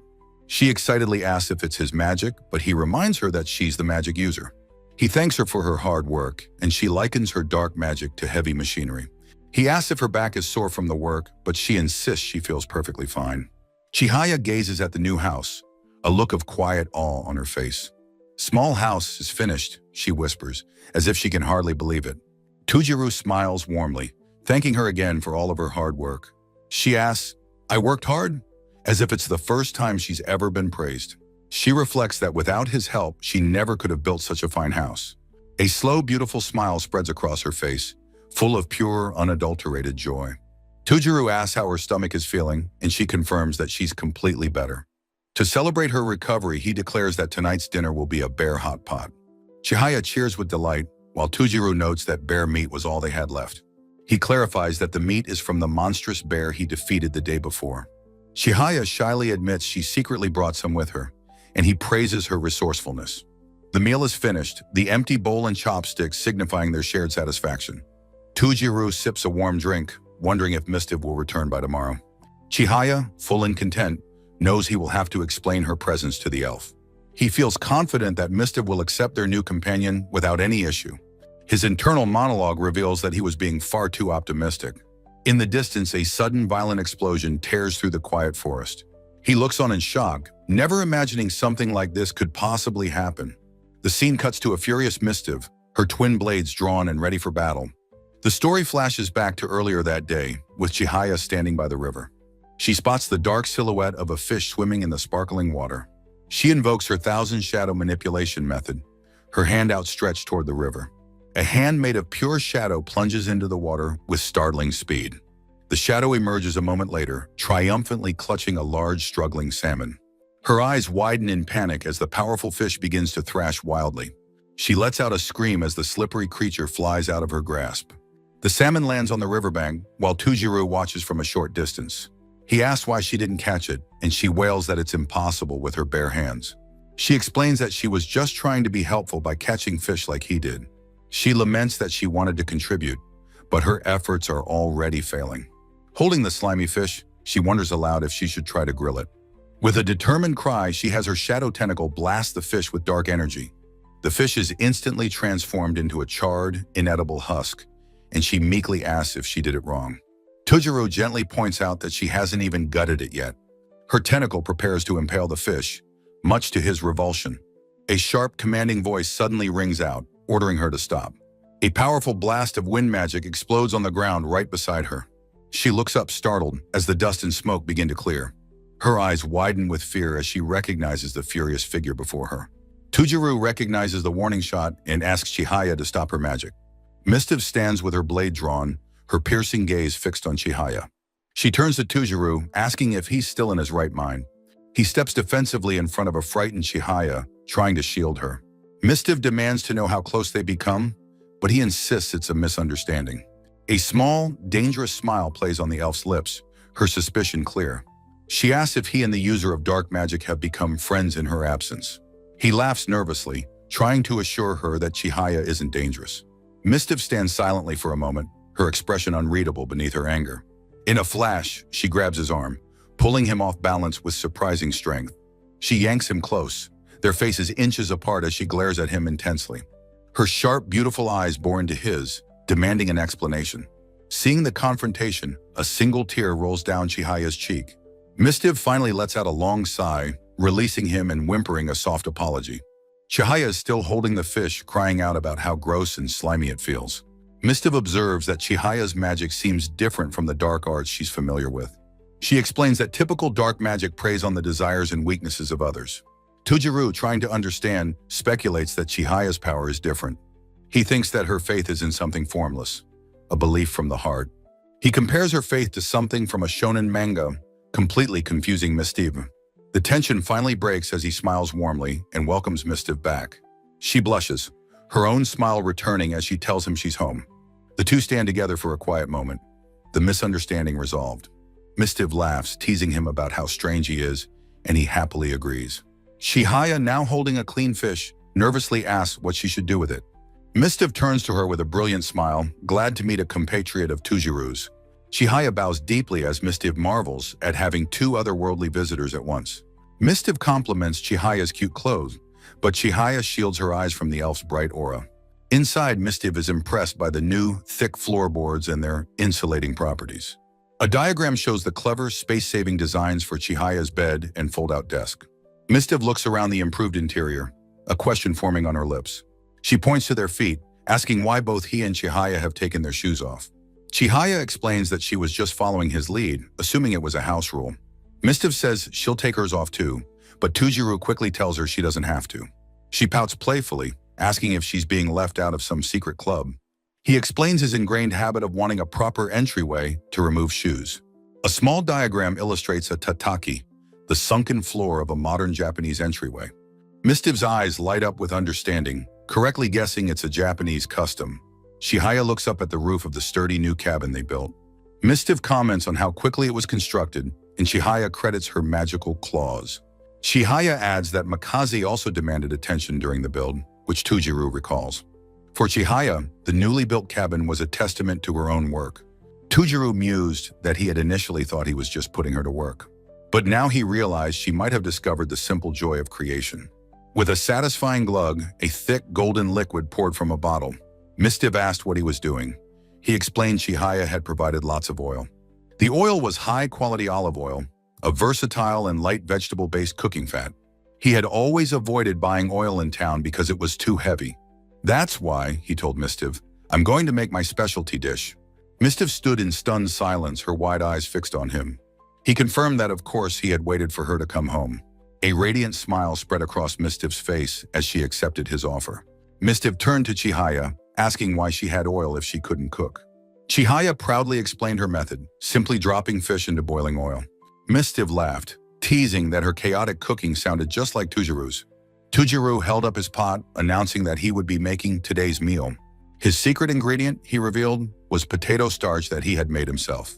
A diagram showed the process of grating tubers and squeezing the pulp and cloth. The starchy liquid was then rinsed repeatedly with water in a large bowl. He allowed the fine white powder to settle completely at the bottom. Then he carefully poured off the cloudy water, leaving the pure starch behind. He asked Mistiv to dry the powder, which she did instantly with magic. The process was complete, resulting in a perfect homemade batch of potato starch. He then presented the next ingredient, meat that had been carefully brined. Soaking the meat in a salt and sugar solution would make it juicy. He explained the final steps. Coat the meat in starch, then deep fry it. Chihaya watched with sparkling eyes, realizing the delicious meal was almost ready. A massive golden brown mountain of fried meat was presented on a platter.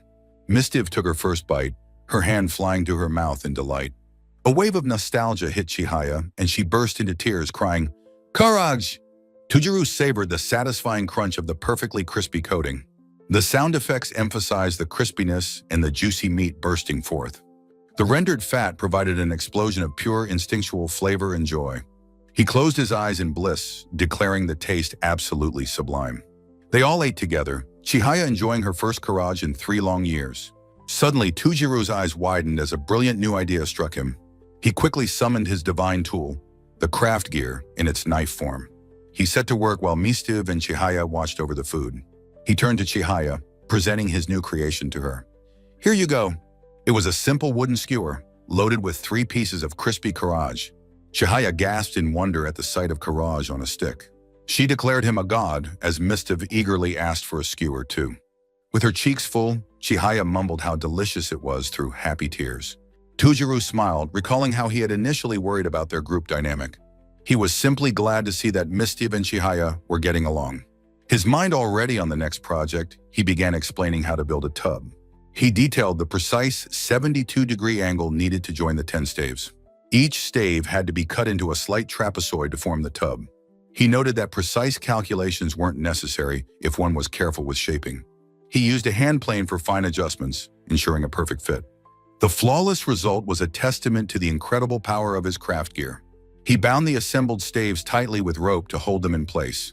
As Makazi watched, he shaved the top and bottom edges perfectly flat. He then smoothed the interior and exterior surfaces with his plane. Next, he carefully carved a groove around the inside base of the tub. A perfectly sized bottom panel was then hammered securely into the groove. He finished by wrapping the tub in bark and fixing it with his power. He and Chihaya proudly presented the completed bathtub, ready for a leak check. Tujuru reflected that being around others sparked his own creative desires. In the river, Mistiv playfully doused a bathing Chihaya with a bucket of water. Tujuru sat on the bank, already planning which tools he should create next. Chihaya blushed, noting how thin and see-through her wet clothes were. Mistiv agreed, praising how wonderful the light moss silk fabric felt. Chihaya was flustered by the sheer material, but Mistiv admired its quality. Spotting some fish, Chihaya boasted that she could easily defeat them. She used her shadow magic to snatch a fish as Mistiv sternly scolded her. Chihaya simply told her not to be so angry, dismissing the warning. A moment later, she was suddenly pulled beneath the water's surface. Mistiv screamed that she was being attacked, prompting Tujuru to summon his gear. Chihaya lay gasping on the riverbank, covered in a strange translucent slime. Tujuru suspected her dark magic had attracted a dangerous evil slime. He noted that the creature was a silent predator that drowned its victims. Mistiv chided her, saying vigilance was more important than fooling around. Tujuru coughed up water while Mistiv suggested they let Chihaya recover. He then noticed a small crystalline sparkle on the rocky ground. He picked up the small sphere, wondering what it could possibly be. Holding it up, he thought it looked just like a simple glass marble. Mistiv explained it was a hardened cell from the core of an evil slime. Even weak slimes leave them, and beginner adventurers collect them for money. Tujuru realized the powerful slimes here must leave behind a great many. Mistiv warned that while the cells were safe, the cores were not. If a creature with a magic core eats one, the cell becomes part of it. Slimes with cores could then merge, creating a giant multi-cored monster. Deciding it was too risky, Tujuru knew they had to destroy all of them. He crushed one of the spheres under his hand with a decisive crack. A panicked Chihaya began gathering the scattered spheres, fearing the danger. The pieces of the crushed sphere rolled away across the rocky ground. Tujuru was amazed to see the fragments reform into smaller, fresh spheres. As they walked back, Mistiv strictly forbade Chihaya from using magic while bathing. A rustling sound from the nearby bushes caught their attention. The spirit beast Ukatama emerged, and Chihaya greeted it cheerfully. She gasped in shock as a second, identical Ukatama appeared right behind it. Mistiv was delighted, exclaiming that a new child had come to greet them.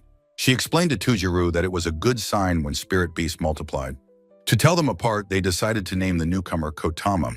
With a happy flourish, Mistiv tied a beautiful ribbon into a perfect bow. She placed the bow on Kotama, proudly declaring that it looked wonderful. She then called to Makazi, announcing it was time for them to go hunting. Chihaya watched them leave, teasing Mistiv about her girly ribbon-tying hobby. Mistiv turned back, flustered, telling Chihaya it was none of her business. She insisted she just happened to have a ribbon and nothing else on hand. Chihaya, eyes swirling, denies reading romance manga, flustered by the ribbon comparison. Mistiv, equally panicked, insists she never intended to tie the ribbon in her hair. She hides her face, groaning that such a cute hobby is too embarrassing for her. Mistiv then asks if Chihaya has kept this embarrassing conversation from Tujuru.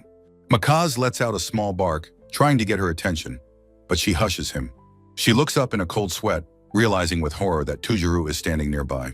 Tujuru is holding Makazi, having clearly witnessed their entire awkward exchange. He smiles gently, admitting he couldn't help but overhear them while he was watching.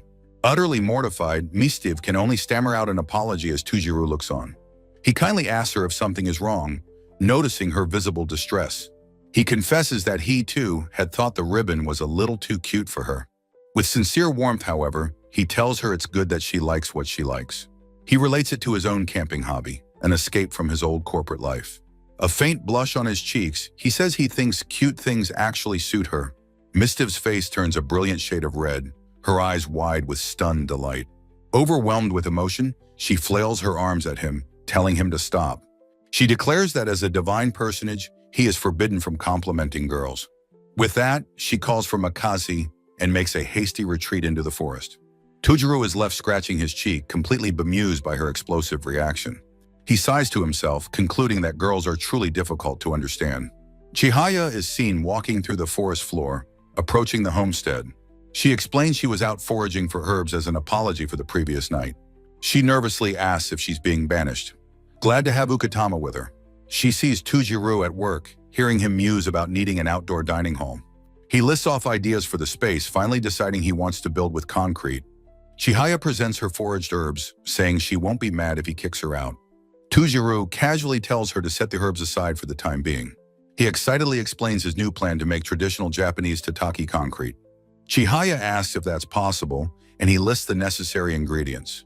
He realizes they are missing slaked lime, which requires seashells or eggshells. Chihaya suggests finding a bird's nest, but Tujuru worries the eggs wouldn't be fresh. She tries to think it through, imagining cracking an egg into a pan. Her mind conjures the grotesque image of a half-formed, bloody chick spilling out. She wails in horror, vowing never to crack an egg again as Tujuru apologizes. With that, Tujuru decides to put the concrete project on hold for now. Instead, they construct a handsome wooden pavilion to serve as an outdoor dining space. Tujuru explains this is his goal, and Chihaya notes his particular dedication. He believes good presentation is important, elevating a meal beyond mere sustenance. Chihaya observes that it's more than that. He seems to enjoy it when she is happy. She becomes flustered by her own observation, stammering slightly. With a shy sweat drop, she quietly agrees with a simple yes. A gentle blush spreads across her face as she says she thinks it's a good idea. She reveals she's been working on a project to practice her own building skills. It's a beautifully detailed dollhouse, though she admits she gave up partway through. As Tujuru asks about her plans, Mistiv returns, asking what the two are up to. Mistiv is immediately enchanted by the miniature house, exclaiming how adorable it is. She playfully asks Chihaya where her own room is in the tiny creation. Chihaya smiles slyly, telling Mistiv that she can have the attic. The cute moment is interrupted as Mistiv remembers the massive boar she hunted. She asks Chihaya to help carry the carcass to the river for cleaning. The girls and Makasi head off, leaving Tujuru to his preparations. Alone, Tujuru stands by the new pavilion, wondering what to make for dinner. A mysterious and elegant voice suddenly rings out, "Welcome home, master." Startled, Tujuru spins around, demanding to know who is there. He realizes the voice is coming from the tiny dollhouse on the table. The miniature door glows with a magical light and slowly swings open. A figure begins to emerge, and Tujuru can only stare in disbelief. A stunning winged woman materializes, announcing that she is a fairy. A disembodied cry of "a fairy" rings out in the clearing. Mistiv has returned, her hand to her mouth in shock, amazed by the rare sight. The fairy explains she is a superior being, as Tujiru asks if they know each other. Mistiv denies it, impressed by how familiar the fairy is acting on a first meeting. Mistiv whispers a warning that fairies can be troublesome and not to take her seriously. She adds that since the fairy is offering help, she can't be all bad. The fairy floats upside down, telling Tujiru he is welcome to use the house. She thanks him graciously, and in return, he asks for her name. She introduces herself with regal poise as the superior fairy, Cineraria. Just then, Chihaya returns to the homestead, calling out for Tujiru. She asks where to put the clean meat, Cineraria hovering nearby and watching her. Chihaya pauses, looking at the strange, beautiful newcomer with confusion. In a flash, Cineraria zips through the air directly towards Chihaya. The fairy's expression is one of intense, almost predatory focus. She pinches Chihaya's cheek hard, disdainfully calling her a little uncle. She declares it her duty to eliminate the unpredictable dark presence. Tujiru leaps between them, pleading with Cineraria to stop, insisting Chihaya is harmless. He shields a crying Chihaya, who tearfully apologizes for being called little.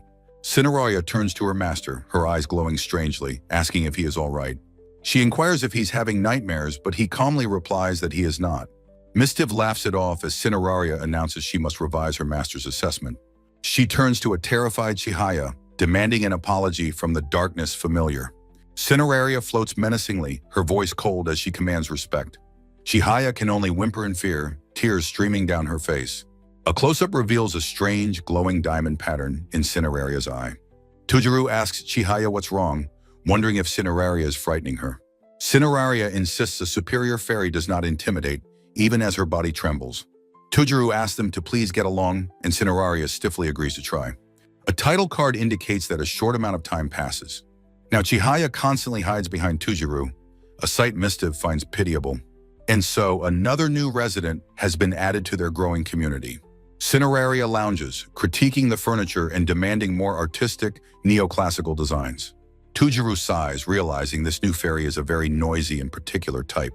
He explains that he can't make cushions without the proper materials. Cineraria reveals that the forest contains trees that produce a rubber-like sap. She suggests combining it with Musubi's cloth, a fact that astounds Tujiru. She explains the forest is a cultivated land, full of useful, balanced resources. Tujiru admits he only half understands but trusts the superior fairy's knowledge. Cineraria slyly asks if he has awakened to carnal desire. He flatly denies it. She finds it odd that such a superior being is so small and unassuming. She offers to gather the sap herself, asking for a blade to work with. He agrees and she specifies that she will require a large one. With a flourish, Cineraria presents a newly crafted, crystalline blade, asking for an opinion. She holds the massive weapon, remarking that it is quite a formidable item indeed. With an air of authority, she formally names the weapon the Master Regalia. She then turns her attention to Tujiru, requesting to make his bedding for him. A confused Tujiru asks why she would do that for him. She insists she will be useful and zips away, leaving him to ponder her strangeness. She calls out, telling him to let her know when he gathers the sap. Chihaya walks by as Cineraria watches her, saying there's no need for concern. Suddenly, the fairy swoops past a startled Chihaya, who cries out in shock. Cineraria grabs the terrified girl by the head, demonstrating her power. She effortlessly lifts Chihaya into the air, who whimpers about suddenly flying. Announcing she is releasing her, Cineraria lets go, and Chihaya panics as she falls. Tujiru lunges forward, catching the falling girl in his arms with a steadying word. Chihaya clings to him, complaining about the mean fairy who asks about the bed. Mistiv arrives, smiling as she compliments Tujiru on his splendid catch. The scene fades and a new day begins at the homestead. Tujiru reflects on the previous day's chaotic encounter with the fairy. He has transformed the simple shrine into a grand, Greek-style temple for the goddess. Inside, the serene and beautiful statue of Anna holds a glowing orb. As Tujiru admires his work, he notices he has company. Cineraria is there, perched comfortably on the fluffy back of Musubi the moth. Tujiru thanks Musubi for its help, earning an unimpressed glance from Cineraria. Cineraria declares the temple needs more color and proposes creating a flower bed. Tujiru agrees it's a great idea, and Musubi chirps its enthusiastic approval. He asks Musubi if it wants to help, as it projects a glowing, magical sigil. A swirling stream of ethereal light flows from the moth's magic. The light becomes shimmering, translucent cloths that drape gracefully over the new temple. Cineraria then asks Tujuru what he prays to the goddess for. He smiles, explaining that his prayers have already been answered. He only wants to give thanks. His wish at reincarnation for a peaceful life is steadily coming true. He has the tools to create and more than enough resources at his disposal. He is also blessed with good companions who are always willing to help him. With a contented look, he concludes that he has nothing more to wish for. Cineraria scoffs, telling him not to direct such wicked, greedy wishes at the goddess.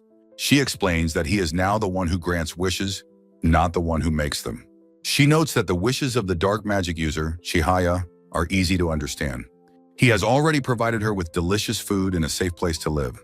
The fairy then turns the conversation to the desires of the maidenly elf, Mistiv. She says Mistiv is judged as a nuisance by others, a fact Tujuru accepts. The elf's sole wish is to be of service to the divine forest and its spirits. Tujuru recalls Mistiv saying this, wondering why such a wish would be a nuisance. Cineraria clarifies that it depends entirely on what role one wishes to play. It is said that only the long-eared elves can truly revitalize this ancient forest. But Mistiv has declared that the forest power will never be used for war. Tujuru is shocked, realizing she seeks peaceful use of resources amid conflict. Cineraria confirms this, explaining that those in power see her as an easy target. Powerful factions have abandoned her, leaving her to protect the forest alone. While some might just pretend to agree, the elf is a difficult opponent to deceive. Tujuru wonders if a simple promise not to use it for war would suffice. Cineraria points out that if a special power is found, one might be unable to use it. The forest's charcoal forges iron, and it holds resources as valuable as coal. Tujuru realizes those assets are reason enough for nations to refuse such a pact. Cineraria summarizes their unique group, the elf, the outsider, and the superior fairy. She looks at him, her eyes glittering with an intense knowing light. She asks him pointedly what he intends to do with this forest from now on. Tujuru contemplates her question, his expression serious as he considers his purpose. He states clearly that he does not harbor any grand ambitions. Cineraria's question hangs in the air, waiting for a meaningful answer. He has had enough of the tasteless, empty pursuits of his past life. He simply wants the time and space to create and savor delicious food. That is the kind of life he wants to live, one where he can cherish simple things. He looks at his hands, realizing the joy of creation is now part of his soul. A new understanding dawns in his eyes as he finds his answer. With a clench of his fist, he knows what he must do. He feels a kinship with Mystia's goal and wants to support her noble quest. Cineraria looks at him, confused by his use of the word kinship. He explains that even a simple hobby feels meaningful when it helps someone else. The joy of having something you cherish be cherished by another is a powerful thing. What he creates now may become a special memory for someone in the future. Because he understands that feeling, he can wholeheartedly support Mystia's objective. He thinks of Mystia and the lonely burden she has carried for so long. He imagines her in the forest, wondering how many years she has spent alone for her ideals. Cineraria observes him, noting that his kind of heart is incredibly rare in this world. Her eyes suddenly blaze as she demands he stop talking and start working on the flower beds. The very next day, the shrine is beautifully adorned with vibrant, colorful flowers. Tujuru looks on as Cineraria floats before the now completed sacred space. With a rare, gentle smile, she vows that she will cherish this shrine. Tujuru smiles back warmly, offering her a simple and sincere thank you. He reflects that, to live in nature, one must always be prepared for trouble. Their reliance on the river is a risk. A flood could cut off their water supply. A rainwater barrel is an option, but it requires constant management and effort. A simple transition panel indicates a decision has been made. He tells Chihaya they need a way to get water daily, unaffected by rain. With a sudden burst of cheerful determination, he announces they will dig a well. He asks for Chihaya's help, and she agrees enthusiastically. Her mind, however, immediately conjures images of ghosts from Japanese horror films. She explains that a well would be nice, since her house is a bit far. Tujuru holds up his knife, declaring they will begin by making a hand pump. He admits with a wink that he has only ever seen them before. He explains to Chihaya that a pump operates on the same principle as a syringe. His mind visualizes the core components, the cylinder and the piston.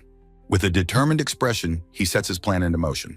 First, he carves a hollow wooden cylinder using the same method as the bucket. He then fixes a bottom plate with a large hole in the center. He proudly presents the finished cylinder to a very impressed Chihaya. Next, he begins to carefully craft the piston from a solid block of wood. He carves the block into a perfect cylinder, then sands it completely smooth.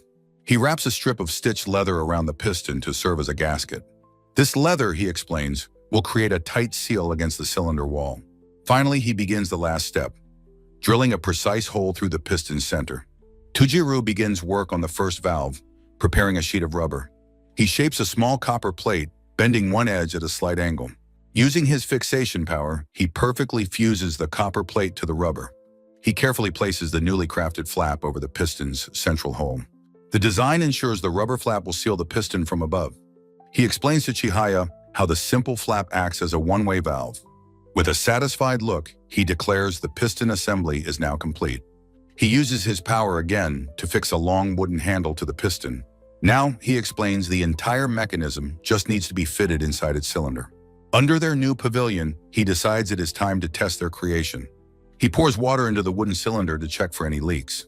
Peering closely, he confirms that his craftsmanship has created a perfect seal. A few test pumps send a messy spray of water into the air. It works. He lays out the remaining parts, including a stand to hold the pump. With a flourish, the complete functional hand pump is finally assembled. His next task, he tells Chihaya, is to build the Tamashita valve. It's a second valve, he explains, needed at the bottom of the pipe. First, he drills a clean, circular hole through a thick wooden board. He carefully bevels the inside edge of the hole to create a perfect seat. Along this beveled edge, he fixes a tight-fitting rubber gasket. On the board's underside, he constructs a small stand to hold the valve. He carves a conical plug from stone, fitting it with a guide rod. The rod is then passed up through the hole in the wooden board.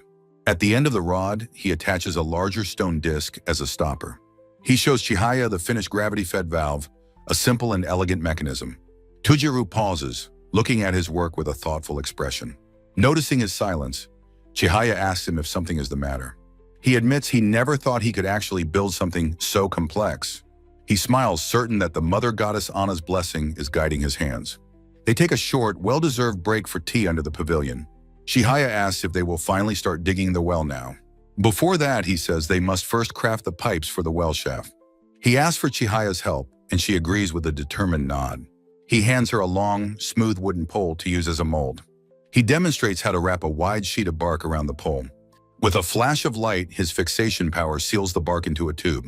He slides the pole out, revealing a perfectly formed hollow wooden pipe. His power makes the pipe incredibly strong and completely waterproof. Soon they have a large stack of pipes ready for their project. Chihaya proudly presents a finished pipe held aloft by her shadow tentacles. They calculate they need about 4 more pipes to reach the required depth. Their spirit beast, Ukatama, has already surveyed the land for the best spot. Tujiru is relieved that the water table is shallow enough for their pump. He pauses his work, noticing something important he nearly forgot. He explains he must drill small holes into the pipe for the very bottom. This section, he illustrates, will act as a screen to filter the groundwater. With all preparations complete, Tujiru declares it is time. The forest canopy rustles in the breeze as they begin. Standing beside the neat stack of pipes, their ambition is clear. "Let's start digging the well," he announces, shovel in hand. He first clears the topsoil, making the area easier to work in. He uses a specialized long-handled shovel to start the initial hole. After the first meter, he switches to a T-handled soil auger. He asks Chihaya to place the first pipe section into the hole. Chihaya summons her power, chanting the name of her octopus-like familiar. Her shadowy tentacle wraps around the pipe, holding it perfectly steady. She explains that using her magic for these tasks makes it stronger. Tujiru smiles, realizing this must be another gift from the goddess. "All right," he says, "I'm going to drive it in, so stand clear." With a flash, he summons a heavy sledgehammer from his craft gear. He takes a moment to admire the perfectly formed, sparkling tool. He mutters that he keeps chanting the name, a habit he can't seem to break. Chihaya beams, happy that she's not the only one who chants her spells. He realizes that speaking the name helps solidify the image in his mind. Perhaps this is what Chihaya meant about her power growing stronger. With a mighty thud, he begins to drive the pipe into the earth. He hammers the casing pipe steadily downward into the ground. Next, he inserts the auger inside the pipe to excavate the soil. Normally, this would be a slow process of drilling and removing dirt. But Chihaya has a better way, invoking another of her shadow spells. Her magic plunges into the pipe, swallowing the loosened earth instantly. Tujiru is amazed by the incredible efficiency of her magical assistance. He tells her she's a huge help, as dealing with the dirt is tedious. With renewed vigor, they agree to press on with their work. A montage shows them repeating the process, going deeper and deeper. They add another section of pipe, sealing the joint with fixed bark. Tujuru stops, pressing his ear against the top of the well pipe. "It's the sound of water," he says, a grin spreading across his face. He lowers the final suction pipe, its end protected by a cloth filter. He primes the pump, pouring a bit of water into the cylinder. He explains this test proves they have successfully reached the water table.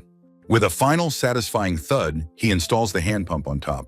"All right, here we go," he says, gripping the handle with anticipation. He pours in the priming water, which helps create a vacuum. With a creak and a groan, he begins to pump the long handle. At first, only a small, hesitant trickle drips from the spout. Then with a mighty gush, a powerful stream of water bursts forth. "We did it!" Tujuru cheers as Chihaya exclaims in delight at the sight. He offers the handle to her so she can try it for herself. She pumps with glee, letting out a happy cry as the water flows. "Incredible," she whispers, her face a mask of pure wonder. Tujuru watches her, then gives her an affectionate pat on the head. He mentions that their helpful friend Ukatama will handle the drainage. All that's left is to build a proper basin around their new well. Just then, Mischief returns, surprised to see the well is already finished. Tujuru explains it was easy with Chihaya's help, making her blush happily. Mischief sees how soaked Chihaya is and offers to fetch her a towel. She washes her hands in the cool water, enjoying its refreshing feel. As Chihaya starts to explain, Makazi playfully tackles her. Tujuru holds up a towel, a warm, amused smile on his face. With the well finally dug, Makazi joyfully shakes himself dry after a celebratory splash. Mischief offers a helping hand to a mud-splattered and tearful Chihaya, promising to get her a towel. Chihaya whimpers in exhaustion, feeling defeated despite having worked so hard all day long. Later, the trio gathers at a new picnic table, where Tujuru introduces a new concept. He explains the meaning of an off-grid cabin, a completely self-sufficient home. In simple terms, he says, it just means building a small house in the forest. Chihaya realizes the bushcraft survival videos she used to watch were about this very lifestyle. She finds them a bit plain, but Mischief notes that videos featuring girls get more views. Mischief specifies she means the videos with clickbait thumbnails of girls fishing.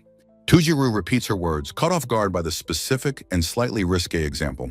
He immediately regrets speaking, realizing he has just walked into a conversational minefield. Mischief teases him, guessing that he must have been watching those popular videos himself. Chihaya, with intense seriousness, analyzes the exchange as a complex psychological test. Tujuru, completely baffled by her logic, can only stammer as he sips his drink. He quickly changes the subject, announcing his plan to build an A-frame rest house. They have places for specific tasks, he explains, but no dedicated space for relaxation. He believes that separating their dining and resting areas will improve their meals. Mischief holds her mug, wondering if this is really something he needs their opinion on. Tujuru admits that building something so large will take several days to complete. He feels a bit guilty, thinking he should be making more practical and useful items. He confesses that he's hesitant to spend so much time on something for pure comfort. The two women listen patiently as he voices his concerns about the new project. They watch him with focused, understanding expressions, sensing his internal conflict. Mischief softly speaks his name, drawing his full and undivided attention. She tells him that while she appreciates his thoughtfulness, he must also value his own desires. If he truly wants to build it, she insists, he doesn't need their permission. She encourages him to follow his creative passion and simply build what he wants. Chihaya raises her hand, ready to add her own supportive thoughts to the conversation. She says she already has a bed and a toilet and couldn't possibly ask for more. Her gratitude quickly turns to panic as she worries about being kicked out if she isn't useful. Tujuru gently pats her on the head, a silent gesture to calm her anxieties. Mischief gives him a cheerful wink, reminding him to have more fun with his divine gift. He looks at them, his heart warmed by their complete and unwavering support. Scratching his head with a slight blush, Tujuru thanks them both for their kindness. The tranquil canopy of the divine forest provides a peaceful backdrop for their plans. Tujuru's skilled hand moves across the paper, sketching out the new building's design. He and Chihaya sit together, carefully reviewing the detailed blueprints for the rest house. A sparkling, imperious voice suddenly asks if he's finally building a bed for a superior fairy. The fairy Cineraria appears in a flash of light, deeming his decision a good one. Tujuru wryly notes that her pride seems to be even greater than a human's. Cineraria glares, warning him that she refuses anything excessively large and prepares to act. She threatens to unleash a cloud of potent cedar pollen if he doesn't comply. Chihaya panics, crying out that the pollen won't affect the master's divine protection. Tujuru quickly surrenders, agreeing to her terms, and she smugly stands down. He sighs in exasperation, realizing the fairy's presence is making their relationships more complicated. Cineraria inspects the plans, asking if this rest house is actually meant to be a bedroom. She demands bigger windows for a better view, but Tujuru points out they have no glass. Cineraria dismisses his concern, revealing they can create a transparent plate from wood and water. The secret, she explains, is a special dissolving solution provided by the talented Musubi. She proudly declares that this superior fairy will be the one to craft the new material. Tujuru bows his head over the plans, formally asking for her expert assistance. Cineraria explains that this wondrous material is a small magic of a superior fairy. She dramatically unveils the CNF film, a cutting-edge material that leaves Tujuru speechless. A diagram illustrates how wood cellulose is refined into nanofibers to create CNF. Another chart shows that CNF film's performance is comparable to advanced polymer materials. Chihaya holds the translucent film, listing its amazing properties: strong, light, airtight, and clear. With this new material, Cineraria confirms, they can now build perfect windows. She then smugly states that this superior fairy can use the new building as her bedroom. She closes her eyes piously, declaring that she will, of course, follow her master's will. Tujuru realizes she's not even considering that she's simply taking over the new space. Cineraria's deadpan expression confirms that this was, in fact, her plan all along. A spark of horrified realization flashes in Tujuru's mind as he understands her scheme. He sighs, completely defeated by the fairy's manipulative tactics, as Chihaya watches. With all the materials now ready, Tujuru decides it's finally time to begin construction. A simple diagram shows the basic triangular prism shape of the A-frame cabin. The process starts with a sturdy foundation of stone blocks supporting a wooden frame. They then use a double layer of the CNF film to create an insulated waterproof floor. With the final floorboards laid, the solid and level platform is now complete. Next, they prepare the large angled beams that will form the structure's iconic shape. Chihaya's powerful shadow tentacles make lifting the massive wooden beams an effortless task. The completed frame stands tall, its basic structure resembling a large triangular tent. Inside, they install the loft floor, which Chihaya finds to be a cozy, pleasant space. Tujuru smiles warmly, suggesting they add a window to the loft to let in light. The exterior walls are installed, along with a door and several windows. Tujuru applies a layer of the amazing CNF film to the walls for waterproofing. Chihaya points out that he could just use his fixation power to seal everything. He agrees that he could make it perfectly impervious, but there is a major drawback. He explains that it would also become airtight, creating a terrifying risk of suffocation. Once the waterproofing is done, they apply a coat of sleek black paint. The beautiful black A-frame cabin is finally finished, and everyone cheers in celebration. Mistiv asks for his thoughts, and Tujuru critically appraises his work as a good start. She giggles at his professional critique, assuring him that she thinks it's wonderfully made. Cineraria notes that his divine tool harmonizes the different materials and people involved. Mistiv agrees, adding that the atmosphere is lovely, even if the view is plain. Tujuru is completely bewildered by her abstract and unexpectedly cosmic critique. Cineraria mockingly calls her impression elf-like, much to Mistiv's confusion. The fairy explains that elves fail to consider how to properly communicate their inner feelings. Cineraria grows angry, declaring that being told such a thing is the height of arrogance. Mistiv argues back, accusing the fairy of overthinking instead of sharing her initial impulse. Cineraria smugly tells Tujuru that seducing others is a special privilege of the fairy race. She does concede, however, that the beauty and magical power of elves are considerable. She praises the cabin's simple finish, which highlights the natural beauty of the wood. The black paint, she explains, makes the geometric structure stand out against the forest. She adds that the interior walls will reflect magic, filling the space with warm light. Cineraria turns to Tujuru, sincerely complimenting him on his thoughtfulness as a master. Tujuru playfully teases Mistiv, delighted that she and the fairy share the same opinion. Mistiv becomes flustered while Cineraria praises her for having good sense and vocabulary. Tujuru tells Chihaya, who is hiding nearby, to stay out of their chaotic argument. He glances back at the poor girl, who has huddled into a small cloaked ball. Inside the new cabin, Mistiv joyfully floats up to the loft, discovering the large double bed. The superior fairy Cineraria strikes a pose, judging the newly built rest house. She deems the room suitable for negotiations, giving it a score of 70. Tujiru playfully tosses aside a small dollhouse he had been working on. He realizes her earlier praise was just a prelude to her usual critiques. He advises Mistiv not to mind the evil fairy, and she nervously agrees. He explains the clever bed base splits in two, creating separate benches. Mistiv excitedly finishes his sentence, delighted by the multifunctional design. He then proudly gestures toward the large window, the room's main feature. He demonstrates the black film blind that can be lowered for privacy. Mistiv happily notes this was Chihaya's request for blocking out the sun. Chihaya blushes with embarrassment as Mistiv smiles at her. Tujiru announces the window's greatest trick, resting his hand on the frame. The entire wall of glass pivots open, connecting the room to the deck. Mistiv is utterly stunned by the incredible design, exclaiming in amazement. The seamless view of the forest fills her with pure, unadulterated joy. Tujiru watches her, smiling contentedly at her delighted reaction. Cineraria whispers to Chihaya about a possible secret tryst between the two.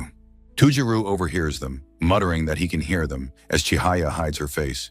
He announces they've finally achieved some breathing room, which confuses Chihaya. He explains their surplus of supplies means they can think beyond just survival. He fondly recalls the good merchants in town, an idea forming in his mind. He decides to make handmade goods to sell, certain the merchants would be pleased. He confesses his secret dream of living a slow, peaceful life as a craftsman.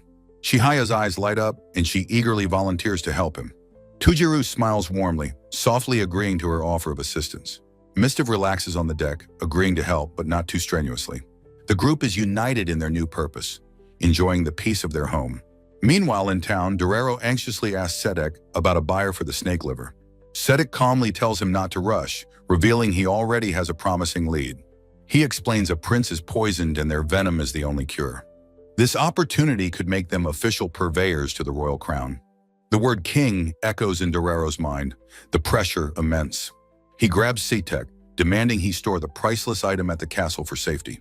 Sedek refuses, telling him to throw out a terrible portrait of his son instead. The argument ends when Sedek points out Dorero's shop is cleaner and more secure. Sedek reassures the stressed merchant, certain Tujiru will return with more goods soon. Dorero reflects on the massive haul, enough to put him in debt for a decade. Sedek muses that more monster attacks might bring their suppliers back even sooner.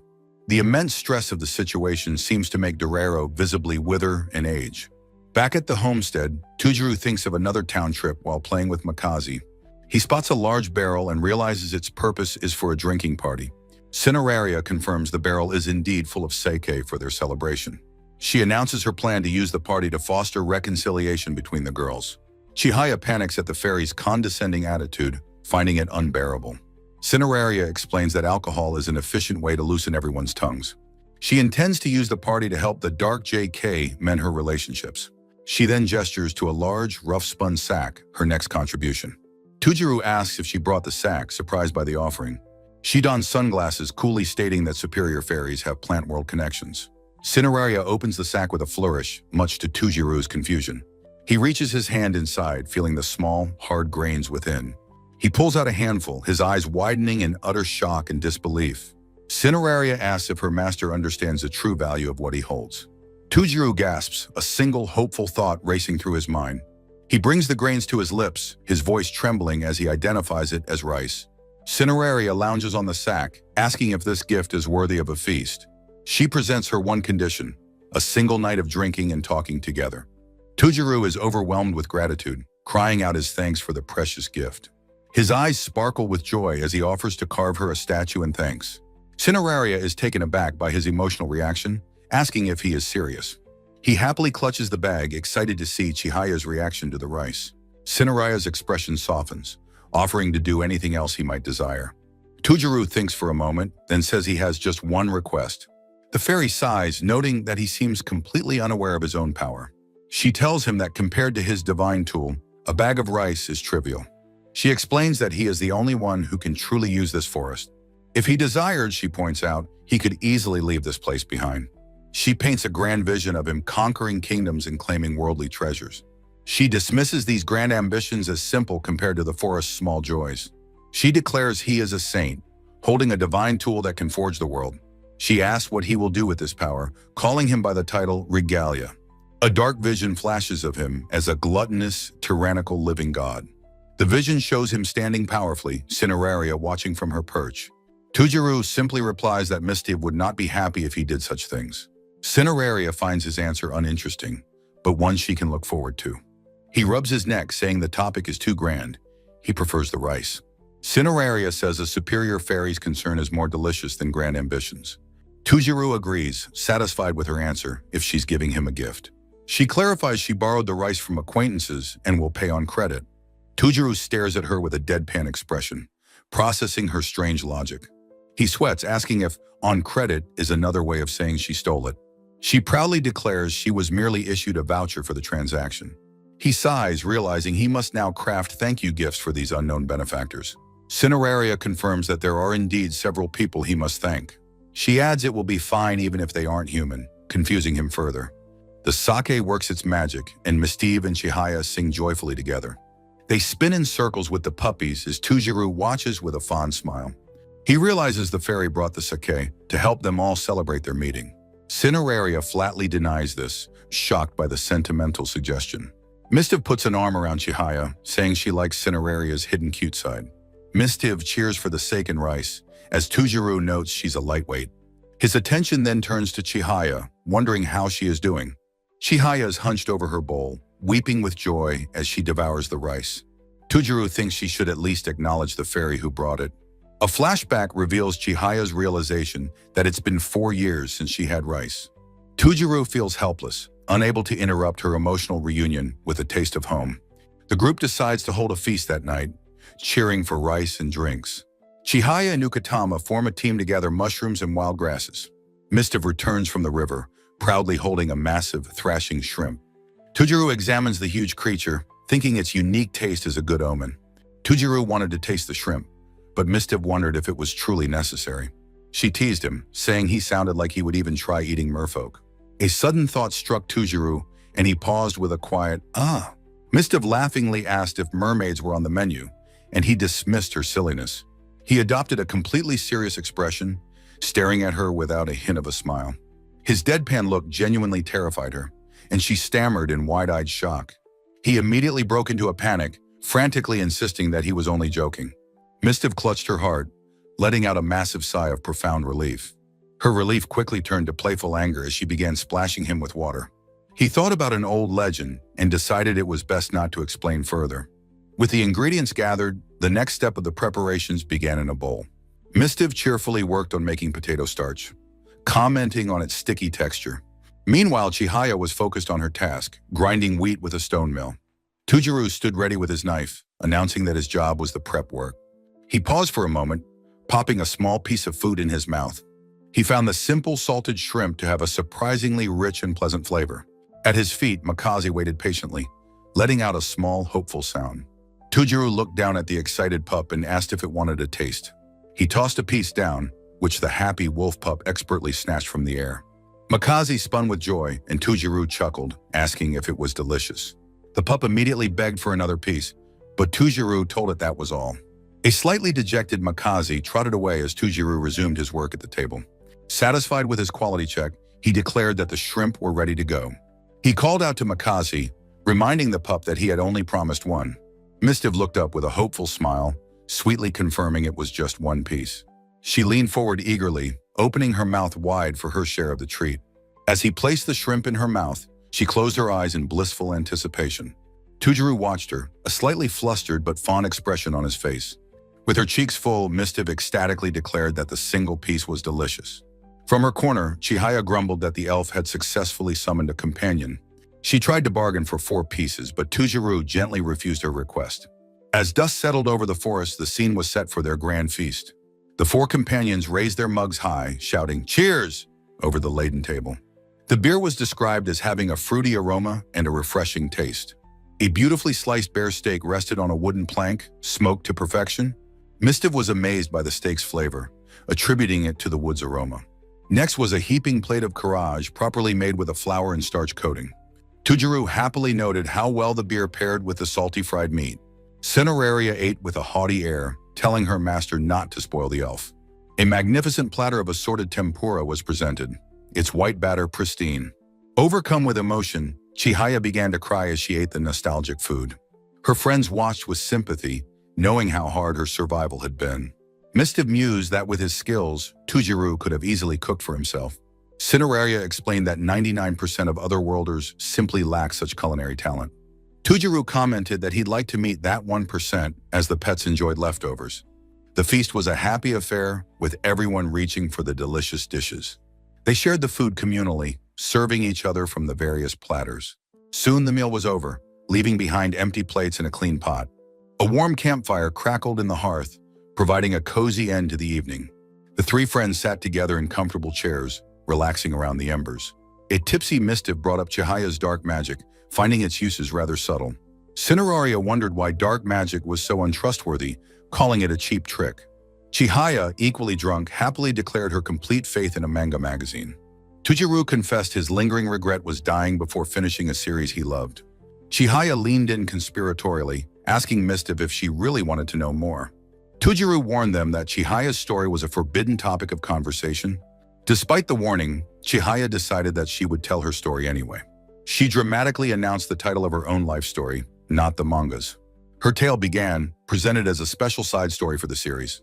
She narrated her arrival, opening her eyes in a dim forest after a fall. She had lost most of her memories, only recalling her name and school year. As she was about to cry, a pair of goblins suddenly appeared before her. Panicked, she somehow unleashed a blast of dark magic that saved her life. After reaching a town, she was forced to give all her money to a guard. At the Adventurers Guild, she learned her only option was to fight monsters. The life was brutal and scary, but she formulated a plan to escape it. Her ultimate goal was to save enough money to buy sugar and make sweets. Her one great skill was baking, but sugar in this world was a luxury. Her sweets became a local hit, giving her hope of leaving the savage life. Two adventurers stopped her, questioning her about her unique dark magic. She looked at them guardedly, simply asking if her power was a bad thing. The man nervously tried to assure her that he wasn't trying to cause trouble. His female companion harshly berated her for attracting monsters and told her off. Left alone again, Chihaya stood dejectedly, wishing she had companions. She lamented that her gloomy personality made it impossible for her to make friends. She could only watch as a popular, cheerful adventuring party was celebrated. She resolved that if she became stronger, maybe people would finally notice her. One day, she bought a mysterious grimoire from another practitioner of dark magic. She met a masked figure who spoke of opening a gate to serve a higher power. He called her a brother of chaos, leaving her completely baffled by his words. Studying the grimoire, she felt its dark magic and knowledge flood her mind. She found a powerful summoning spell, but wished for a more impressive familiar. She channeled her magic, creating her own unique shadow projection, a giant toad. She realized with a smirk that the laws of her old world didn't apply here. She believed this incredible new power would finally help her make friends. Instead, her strength only caused the other adventurers to fear her even more. Utterly alone once more, she cried out in the forest, asking for someone to help. She stumbled upon a clearing where two adventurers were fighting for their lives. It was the same pair from before, investigating rumors of a monster-summoning cultist. She realized with a start that they had suspected she was the evil they sought. The woman admitted they were wrong and that Chihaya was far stronger than they thought. The man explained that her power actually made the forest a safe hunting ground. He then turned to her and offered her a place in their adventuring party. Chihaya was stunned, hardly believing he was asking to be her companion. He asked for her help, admitting they were no match for the monsters alone. Overcome with emotion at the offer, Chihaya clenched her fist to her chest. With a determined expression, she agreed to help them with their request. For the first time sitting by a campfire, she had the companion she craved. She tearfully thanked the masked figure, believing this was his true gift. But the next day, she learned the cultist was the very man who gave her the book. In a flashback, Chihaya recalls casting a powerful spell, her hands poised. Her shadowy creature emerges victorious as she remembers being the stronger one. The cultist shrieks in disbelief at her self-made magic. Chihaya herself was confused, not understanding the man's cryptic words. Her summoned beast looms over the terrified cultist, ready to strike. The man laughs madly, declaring the world wicked, which startles Chihaya. After the battle, she feels her own magic is scarier than the cult. An adventurer apologizes for thinking she was a more frightening person. Her companion realizes she is just a scared child, not an aloof mage. Chihaya is left completely flustered by their sudden kindness. She shyly accepts their offer of friendship, grateful for the camaraderie. An adventurer holds up the cultist's mask, a key piece of evidence. They find a grimoire among the cultist's belongings. The male adventurer declares the dark book is sufficient proof of his guilt. Chihaya worries that possession of the book will implicate her as well. The adventurers joke amongst themselves, unaware of her growing fear. They remind her it's her turn to make dinner, increasing her panic. They offer her words of encouragement, telling her to do her best. Their simple kindness leaves her blushing and completely overwhelmed. An hour later, the adventurers find that she has completely vanished. Hiding in a tree, Chihaya whispers that she had a very close call. She laments running away, ruining her only chance at companionship. In the present, she finishes her story around the campfire. She now understands the cultist was manipulating her with false kindness. Mistiv cries out, feeling immense pity and vowing not to abandon her. Tujuru quietly reflects that Chihaya has suffered far more than he has. He pats her head as she leans against him, happy and full. She hopes the next chapter of her life will have a happier ending. She recalls hearing about elves being invited to the royal palace. Mistiv states that since elves live in trees, they would refuse. Chihaya asks if elves are born from tree pollen, like in stories. Mistiv laughs, explaining that's just a common excuse they use. She says no elf would ever trade their forest life for a human one. She finds it amusing that humans take their refusal so literally.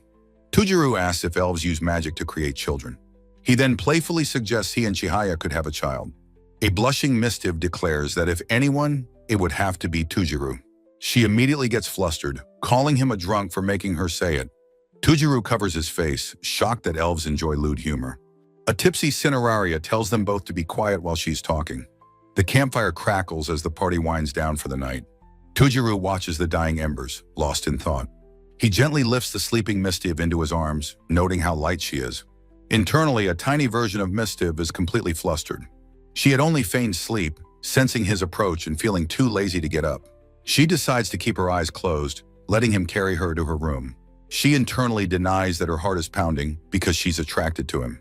He carries her inside the newly built A-frame rest house. She expects him to wake her once he lays her on the bed. She worries he might laugh if he realizes she was faking it. She realizes he has brought her to the new cabin with the deck. A ghostly Cineraria whispers that the room is perfect for mating. Mistiv panics, regretting her bold declaration from earlier. She is mortified, admitting she has absolutely no experience with this. He gently lays her on the bed, but she misses her chance to wake up. He softly touches her face, thinking how truly beautiful she is. He decides to leave, much to her silent disappointment. His hand presses on the mattress as he prepares to stand. Her mind races in a panic, wondering what she should do. But she decides to stay quiet, her face flushed with anticipation. Her heart pounds in her chest. He leaves the room. A deep silence falls. She opens her eyes with a smug smile, thinking he only put her to bed. She turns, noticing the dollhouse he made sitting on a shelf. Cineraria suddenly appears, lounging elegantly on an ornate sofa. Mistiv asks in shock if the fairy was watching the whole time. Cineraria asks if she wants to hear the truth about superior fairies. Her gaze turns sharp, questioning if Mistiv thinks things will end well. The fairy then vanishes in a cloud of sparkling dust. Mistiv flops onto the pillow, muttering about the annoying fairy race. She turns over, her eyes widening in surprise. She sees Chihaya beside her and apologizes, thinking she's asleep. She realizes Chihaya was also carried in and fell asleep before her. She leans over the girl, asking if she was pretending to be asleep. She gently touches Chihaya, asking why she didn't open her eyes. Chihaya squirms, admitting she was too scared to know what to do. Mistiv sighs and flops back onto her own pillow. Lying upside down, she says Tujuru is a bad influence on them. Chihaya asks if, after 200 years, this is Mistiv's first love. Mistiv denies it, saying such things don't happen between elves and humans. Chihaya argues that for Japanese people, that distinction is very important. She asks if having such feelings is really a big deal. Mistiv recalls once refusing someone, and Chihaya eagerly asks for the story. The next morning, the A-frame house is quiet and still. Tujuru sits outside, noting that the young ones are finally awake. Cineraria appears, reporting that wine would have been a better party choice. She says the evening was more of an art appreciation event. She reports that the master's efforts helped Chihaya open up. The enjoyable gathering successfully deepened the bonds between everyone. Tujuru watches Mistiv in the river, a thoughtful expression on his face. Their eyes meet for a moment, and Mistiv blushes deeply. She playfully splashes Chihaya in the water, breaking the tension. Tujuru worries that Mistiv is acting strange because of his drinking. Cineraria holds up a scorecard, giving his performance a solid 80 points. The homestead's garden is shown, flourishing behind its neat fence. Tujiro sits with Ukatama, pleased that everything is growing so well. He feels a pang of concern for Mistiv, who went hunting while upset. A sudden frantic sound cuts through the peaceful morning. Makaz bursts into the clearing, snarling in terror. "What's wrong?" Tujiro yells. Tujiro asks the frantically barking Makazi where Mistia is, his concern growing. With a low growl, the small wolf suddenly bolts, streaking into the woods. Makaze stops abruptly at the forest's edge, its body rigid with alarm. Catching up, Tujiro is startled by the pup's strange and intense behavior. A terrible possibility crosses his mind as he realizes she must be in danger. With a forceful stomp, he breaks into a desperate panic sprint after Makazi. The three companions race together, a blur of motion through the ancient trees. His face is a mask of grim determination as he runs towards the unknown. Ahead, the path opens into a clearing filled with an unsettling, brilliant light. He finally sees her through the trees, a lone, battered figure standing still. He finds a bloodied Mistia, who whispers his name with a pained, relieved smile.